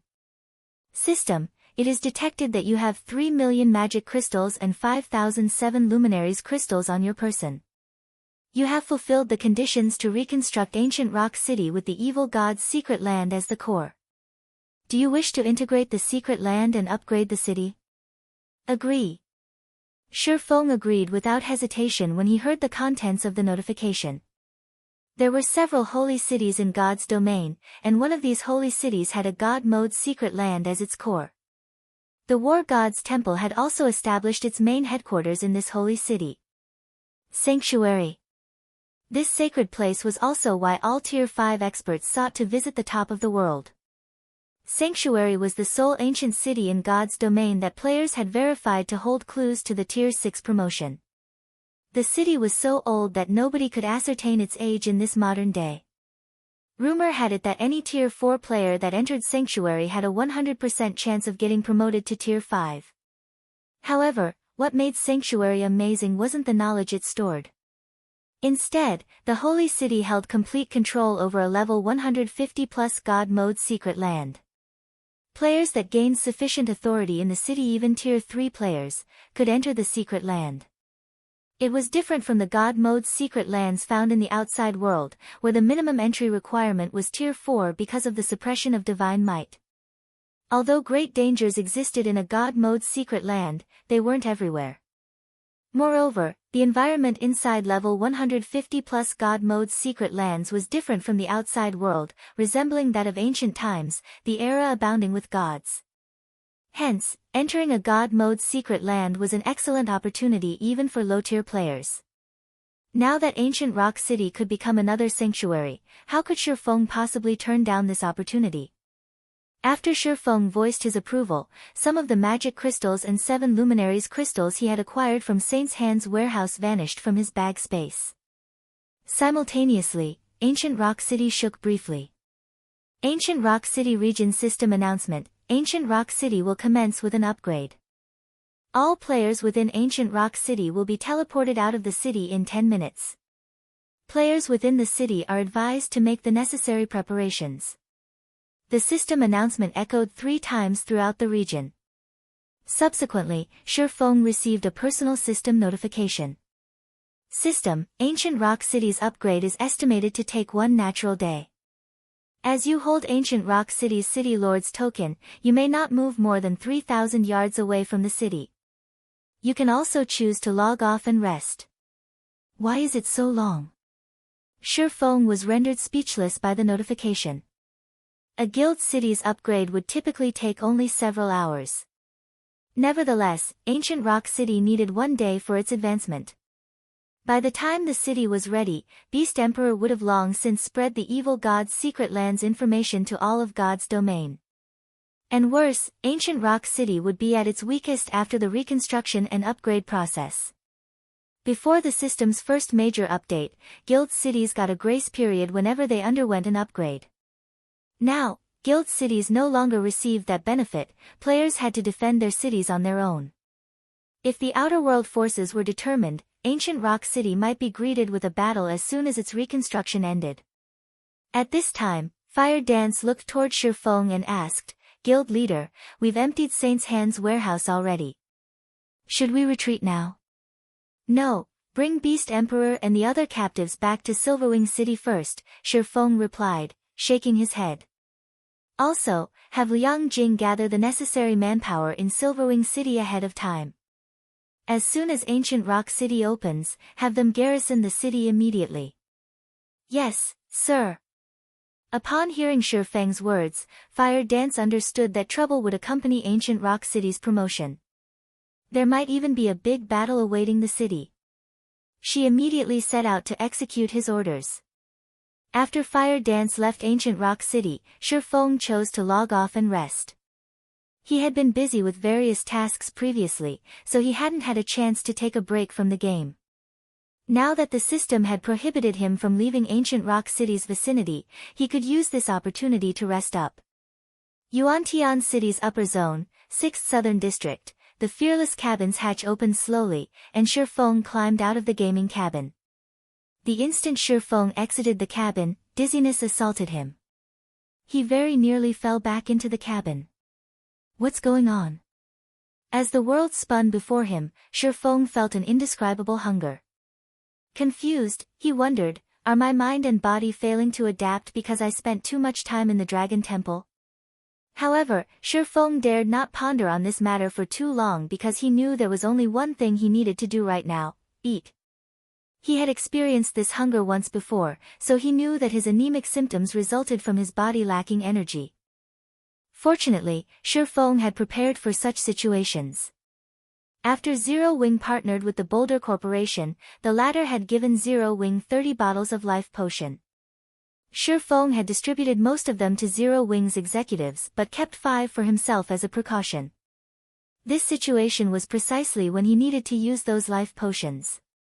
Feng emptied 2 bottles of life potion in the blink of an eye. However, although the anemic symptoms he suffered eased, his mind and body still lacked energy. Only after downing the 5th bottle did Feng feel himself reviving. Thank goodness I prepared 5 bottles. I wouldn't have recovered from this predicament with only 4. Feng couldn't help sighing deeply as he looked at the empty bottles in front of him. These 5 bottles of life potion should have lasted him 2 months. Now, he had finished all 5 in one fell swoop. If Mushin and Kurue found out about this, they would have a heart attack. After all, this was half a year's worth of provisions for them. However, while Feng felt heartache over the consumption, he also felt completely reinvigorated. His physical fitness, mental strength, perception, and physical aspects had undergone tremendous growth. Now, even with both eyes closed, he could still perceive the outline of his room. He could even sense the life force of those in the entire building block if he concentrated. This was simply unbelievable. Could I have become a mental strength master already? This thought occurred to Feng when he detected the life force of others in the building. He couldn't think of any other explanation for this change. Only the rumored mental strength masters might have such an ability. Read latest chapters at Wuxia World. EU. At this time, even his view of the world had changed. After Feng immersed himself in this experience for a dozen minutes, he smiled. Although I don't know if I've become a mental strength master or not, with my current standard, I shouldn't have to worry about the mental strength master backing Lu Tiandi. Thinking up to this point, Feng tidied up himself and left his house. He planned to visit the 5 States Corporation's mansion to replenish the resources necessary for both his and Zero Wing's development. Previously, he had been worried about Lu Tiandi's mentor targeting him, so he hadn't dared to venture too far from his residential area. Now that his strength had improved significantly, he naturally didn't have to hold back anymore. He could do his tasks without worry. Chapter 2882, Upper Zone Transaction. When Feng exited his home and looked at the surrounding streets and buildings, a faint smile appeared on his face. How generous. He actually sent over a dozen half-step grandmasters to keep an eye on me. He had been living in the upper zone for quite some time now. After getting more information from Mushin, he more or less understood the general situation in the upper zone. While master-level experts could be found everywhere, experts at the half-step grandmaster level were even in the upper zone. They were the mainstays of the various upper zone organizations. Normally, only the direct successors of a corporation would qualify to have an expert of such caliber accompany them. Typically, only a first-rate corporation operating in the upper zone would have more than a dozen half-step grandmasters under its command. However, Feng did not pay much attention to the experts trailing him. Behaving as if he never noticed them, he made his way toward the mansion area with a smile. Butler E, that kid clearly noticed us, yet he doesn't seem to care about us for some reason, a black-clad, middle-aged man standing on the rooftop of an apartment said as he looked at Feng's departing back. He then turned to Yi Kuei, who stood beside him, and asked, does he have some kind of backing? The Infinity Master Fu Jiuzhong had been thoroughly enraged when he learned of his student Wang Xuanming's expulsion from the upper zone. Afterward, he had requested the elders of the several families in his debt to keep an eye on Feng. And if the opportunity presented itself, they were to get rid of Feng. Naturally, the elders of the requested families were more than willing to sell Fu Jiuzhong this favor. After all, according to their investigations, Feng had no background. He had managed to get into the upper zone only because of the Boulder Corporation's Hong Xingyuan.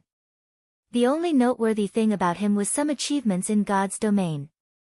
In response to the black-clad man's question, Yi Kuei shook his head and said, from what I know, apart from the Boulder Corporation, his only other connection in the upper zone is General Manager Xia.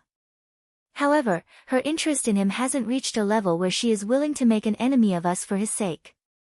He might be ignoring us now because of the strengthened security around him. If that's the case, this kid's days are numbered, the middle-aged man said as he looked coldly at Feng's distant figure. In a duel between 2 grandmasters, it would indeed be difficult to decide the match's outcome within a short time. However, their side had 6 half-step Henglian grandmasters and 8 grandmasters. 3 of the 8 grandmasters were even bona fide Henglian grandmasters. If they worked together, even an expert like Wang Xianming would fall quickly and have no opportunity to escape. In that case, I'll leave the rest to you all, Elder Qi. I will wait here for your good news, Yi Kuei said respectfully to the black-clad, middle-aged man. Elder Qi was the elder of a first-rate corporation. Although he could no longer improve due to his old age, he was still a Henglian grandmaster. His strength even surpassed Wang Xuanming's slightly. If not for Fu Jiuzhong, Elder Qi wouldn't have paid any attention to the Starline Corporation whatsoever. No problem. Leave it to us. Once we get an opportunity, we'll cripple him. Elder Qi said as he stroked his beard. We'll teach this kid that he can't offend just anyone he wants in the upper zone. The upper zone was indeed a safe place, as even mental strength masters wouldn't dare take a life here. Otherwise, the Green God Company would investigate the matter. Even a mental strength master shouldn't think of continuing their days in the upper zone at that time because this was the Green God Company's bottom line. However, teaching someone a lesson or crippling them was a different story. If the Green God Company did not catch the culprit red-handed, it would turn a blind eye to the matter. After all, so long as a person was alive, the Green God Company could let them make a full recovery within a short time with their technology. After saying so, Elder Qi began tailing Shi Feng, together with the other experts. Upper Zone, Mansion District. After strolling in the Mansion District for half an hour, Shi Feng arrived in front of a 3-story mansion that occupied an area equivalent to 4 basketball courts. As expected of the 5 States Corporation. There are only 10 such mansions in this district, even the Boulder Corporation didn't manage to get one. No wonder Feng dares to compete for one of the middle-layer slots. Shi Feng couldn't help his surprise as he inspected the luxurious mansion before him. He had seen the pricing for such large mansions.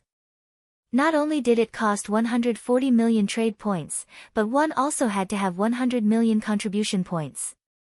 While one wouldn't be required to spend the 100 million contribution points, accumulating that many points was an incredibly difficult task. Meanwhile, such large mansions were much better than the average mansion.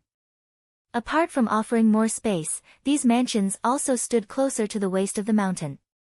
In the base layer, they were the closest buildings to the middle layer. Hence, the mysterious energy filling the environment here was much denser than in other places. After Shi Feng took a deep breath here, his mind already felt refreshed. He felt as if he had set foot into paradise on earth. Shortly after Shi Feng pressed the doorbell, the tightly shut metal gate opened, and a person walked out. This person was none other than Zhuo Linxiu, Feng's butler. Looking at Shi Feng, Zhuo Linxiu asked, Mr. Shi, may I know what business you have with us today? It's about the agreement young Master Han and I made, Shi Feng replied calmly.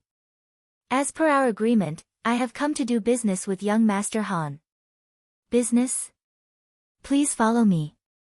Zhuo Linxiu nodded and led Shi Feng into the mansion. When Shi Feng entered the mansion, he immediately noticed several young men and women training under an elderly man in the mansion's outdoor training ground. The elderly man wore a martial arts robe. Although he had a head of white hair, the aura he exuded was more powerful than what Shi Feng had sensed from Wang Xianming previously. Upon Shi Feng's arrival, the young men and women turned to look at him curiously, wondering who Shi Feng was for the 5 States Corporation to treat him as a guest. However, after getting berated by their elderly instructor, they promptly focused on their training again. It seems I really can't underestimate the 5 States Corporation. Shi Feng was surprised when he spread his senses across the mansion. There are 6 grandmasters and more than 10 half-step grandmasters in this mansion alone. Even the Boulder Corporation doesn't have this many experts. After guiding Shi Feng to a reception room on the 3rd floor, Zhuo Linxiu pushed apart the wooden doors to the room and said, Mr. Shi, the young master is waiting inside. Shi Feng nodded and walked into the room. He found Feng seated behind a solid wood desk with his eyes closed. Currently, Feng did not exude the slightest bit of aura and felt no different from an ordinary person. Compared to the last time Shi Feng had met him, Feng's aura had changed dramatically. Upon sensing Shi Feng's arrival, Feng opened his eyes. Revealing a faint smile, Feng said, Brother Shi, I didn't think you would come to find me so soon. I expected you would wait for the last 10 days to get a better price. Read latest chapters at Wuxia World. EU. At this point, Shi Feng's name was already known throughout Yuantian City's upper zone. Not only was he the cause of Wang Xuanming's banishment from the upper zone, but he was even Zero Wing's guild leader. The resources he had on hand tempted many of the corporations participating in this season's contribution competition.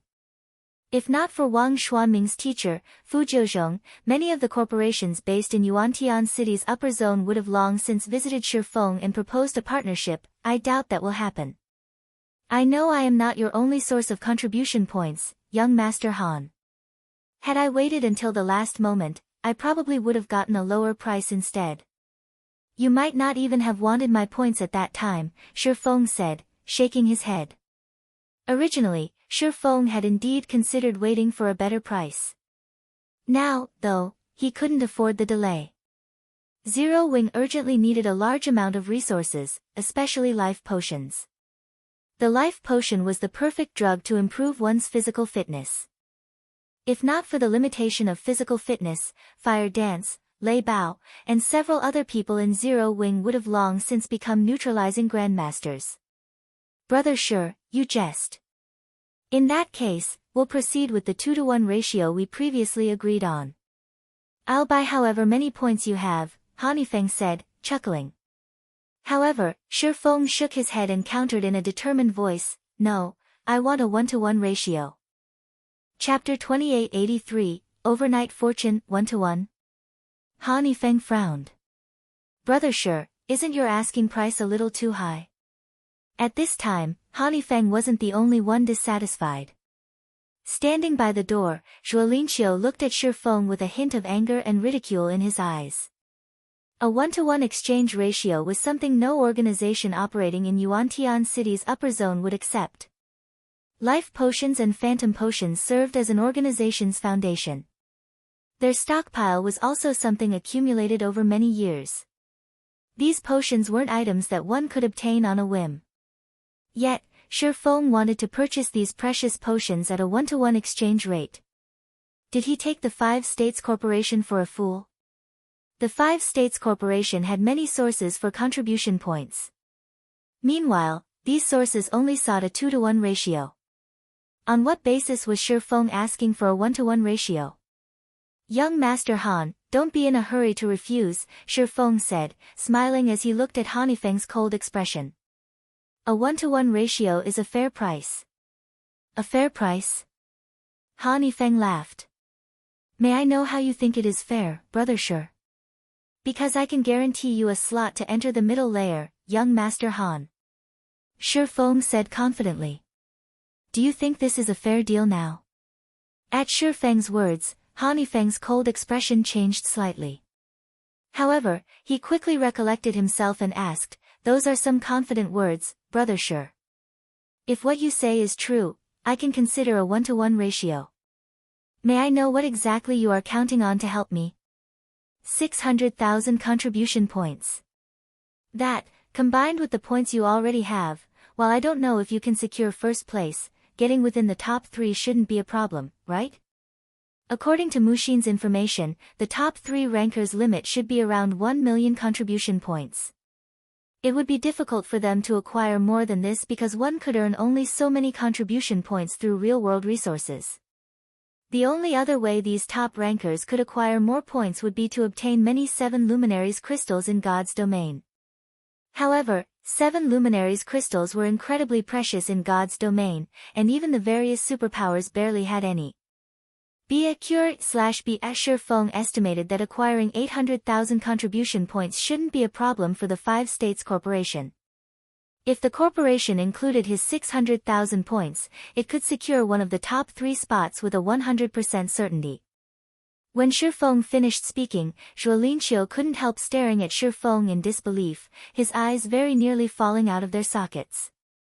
Each of the 5 States Corporation's point sources could contribute only several tens of thousands of contribution points. After totaling the points from all sources, the corporation should gain around 600,000 contribution points. Not to mention, these sources would not necessarily sell all their points to the 5 States Corporation. After all, the upper zone's various organizations were purchasing contribution points at a high price. The 5 States Corporation would be fortunate if it could acquire 400,000 contribution points in the end. However, if the corporation could gain an additional 600,000 contribution points now, it could secure one of the top 3 spots in the competition. At this time, even Feng was visibly moved. 600,000? He has this much strength? In Feng's opinion, taking out 200,000 contribution points would be plenty impressive already. After all, 7 luminaries crystals were not easy to acquire in God's domain. Feng had even traded some with him already. With 600,000 contribution points as his base, Feng could even try to fight for one of the top 3 positions himself. Feng smiled when he saw Feng's reaction. He then asked, "What do you think, young Master Han?" If Feng had 1 million contribution points as his base, all he needed to do next was acquire another 300,000 points or so to solidify his victory. After pondering for a moment, Feng gritted his teeth and said, "That is indeed sufficient qualification. However, a 1-to-1 ratio is still too much. The 5 States Corporation can't take out so many potions in a short time. If converted to trade points, 600,000 contribution points would be worth 60 million trade points. And when converted to life potions, that would be equivalent to 12,000 life potions." This was by no means a trifling amount.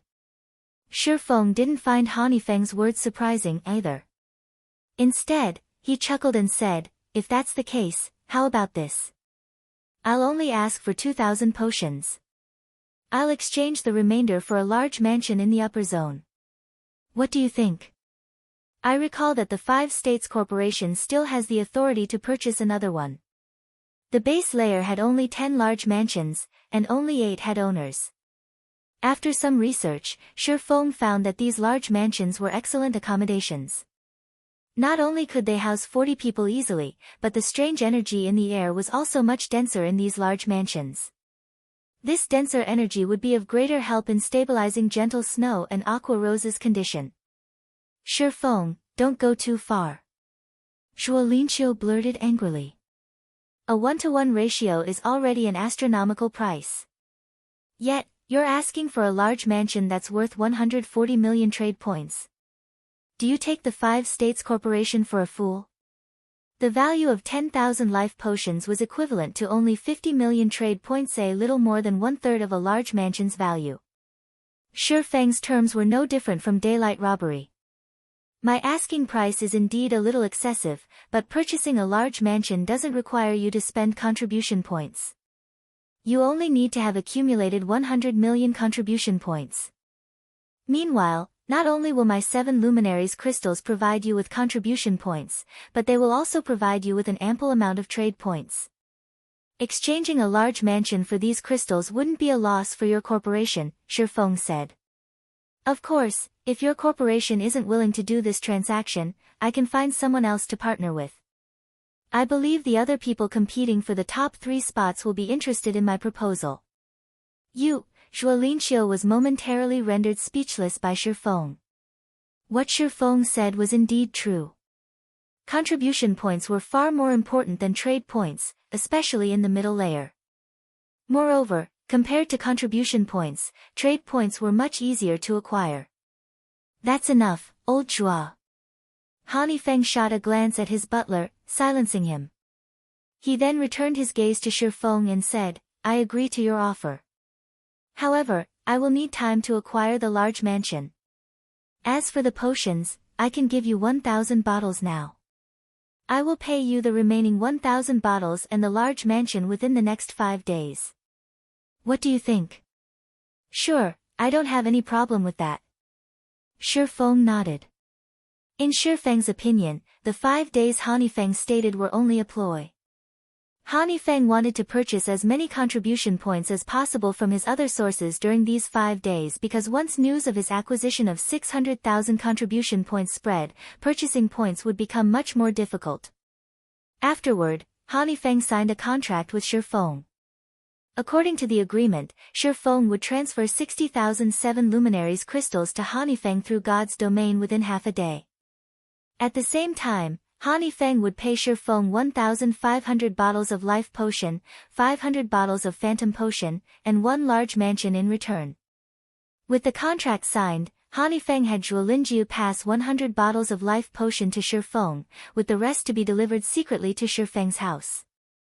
After concluding the deal, Feng left the 5 States Corporation's mansion with a crate of life potions.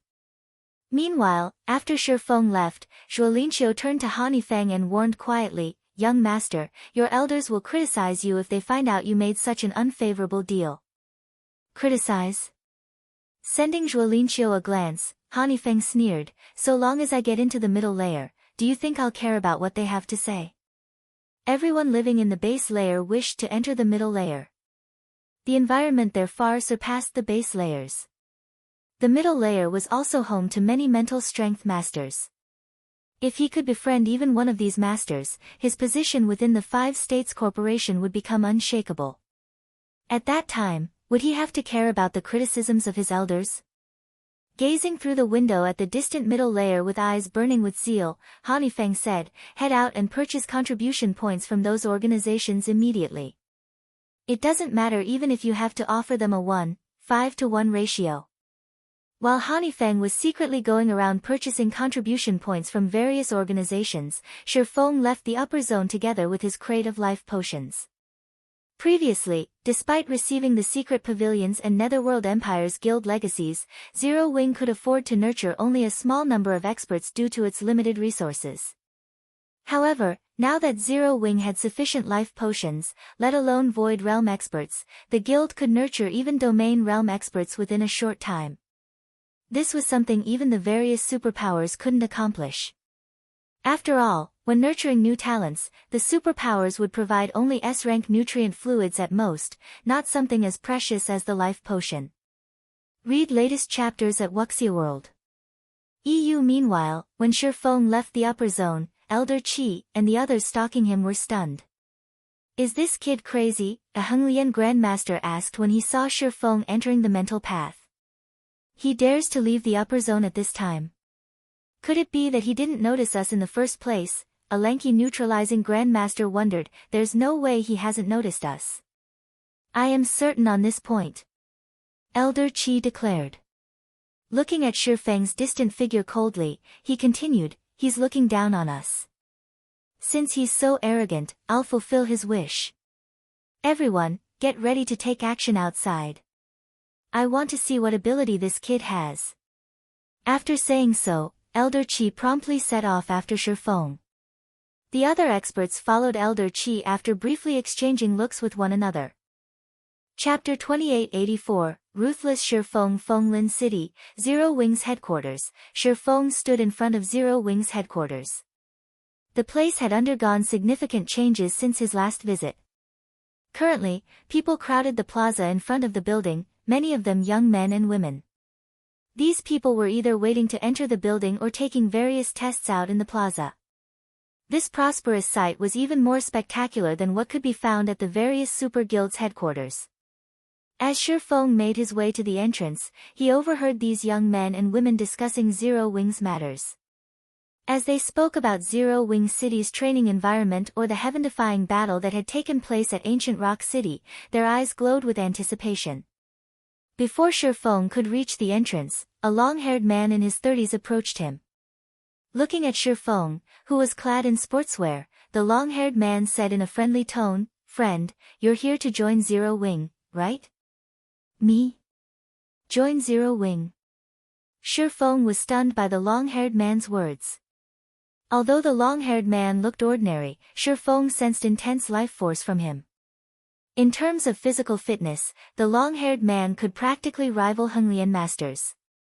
However, before Feng could say anything, the long-haired man unzipped his jacket and revealed a 6-winged emblem pinned on his t-shirt, proving that he was an internal member of Zero Wing. "I can tell that you're extraordinary at a glance, brother," the long-haired man said while showing off his emblem. He then pointed at the long line of people waiting to enter the building and grinned, saying, "Look at how long that line is. If you grab a ticket and join the line now, it'll take you forever before your turn arrives. However, I'm an internal member of Zero Wing.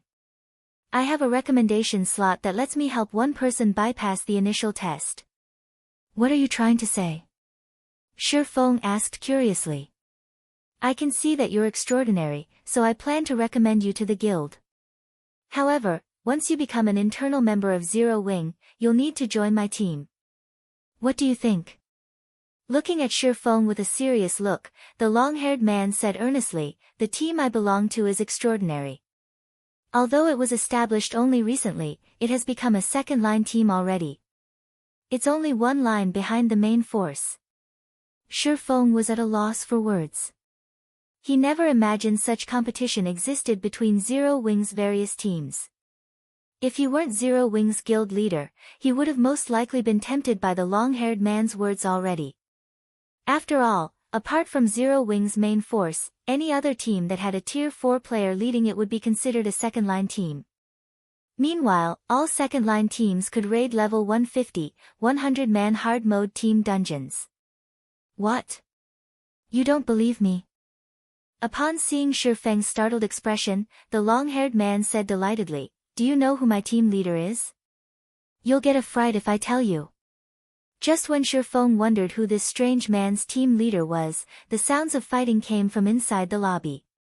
The din was like a sledgehammer pounding the ground. However, neither the long-haired man nor the other Zero Wing members present showed any concern over these loud sounds, appearing wholly accustomed to them. The newcomers, though, all expressed curiosity and tried sneaking peeks into the lobby. Ignore that. It's nothing to fuss about, the long-haired man said when he saw the curiosity on Feng's face. He then added nonchalantly, it's just the experts of another superpower coming to provoke Zero Wing. I believe Master Lei Bao will take care of them in a moment. Feng asked, have there been a lot of such situations happening in Zero Wing lately? It's been like this since before I joined. However, it's become much more frequent recently, the long-haired man said as he nodded in frustration. These superpowers can't bear to see Zero Wing developing. However, as they can't do anything to us in God's domain, they keep coming to our headquarters to make trouble. They keep asking us to sell them Zero Wing City's lands. I heard that the group that came here this time consists of 6 superpowers, one of them the Super Guild Mythology. Mythology's group is even led by the Feng family's young lady. That Feng Shihan really is something. Not only is she beautiful, but she's also frighteningly strong. She can take down master-level experts in practically one hit. I'm afraid only our big sis Fire Dance can take her on.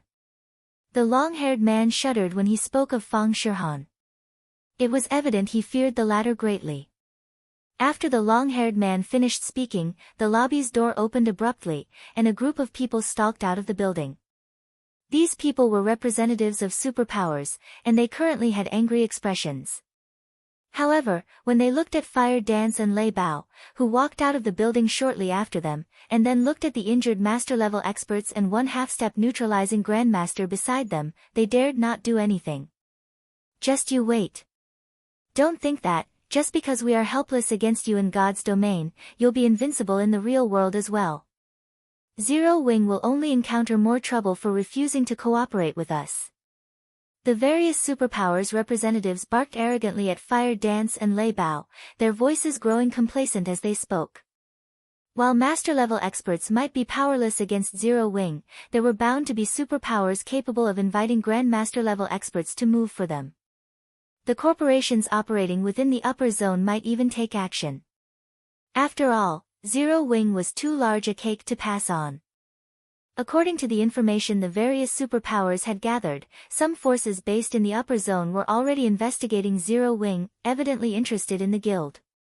Hence, it was only a matter of time before Grandmaster-level experts came to find trouble with Zero Wing. Fire Dance and Lei Bao revealed somewhat grim expressions on their faces when they heard the representative's words. They had expected the battle at Ancient Rock City to have caught the attention of many organizations in the upper zone. Hence, they were certain that Grandmaster-level experts would eventually come to Zero Wing seeking trouble. While these Grandmasters might not be capable of doing anything against Zero Wing on the surface, if they came every day to pick a fight, it would ruin Zero Wing's reputation, not to mention the other unscrupulous tactics they could employ.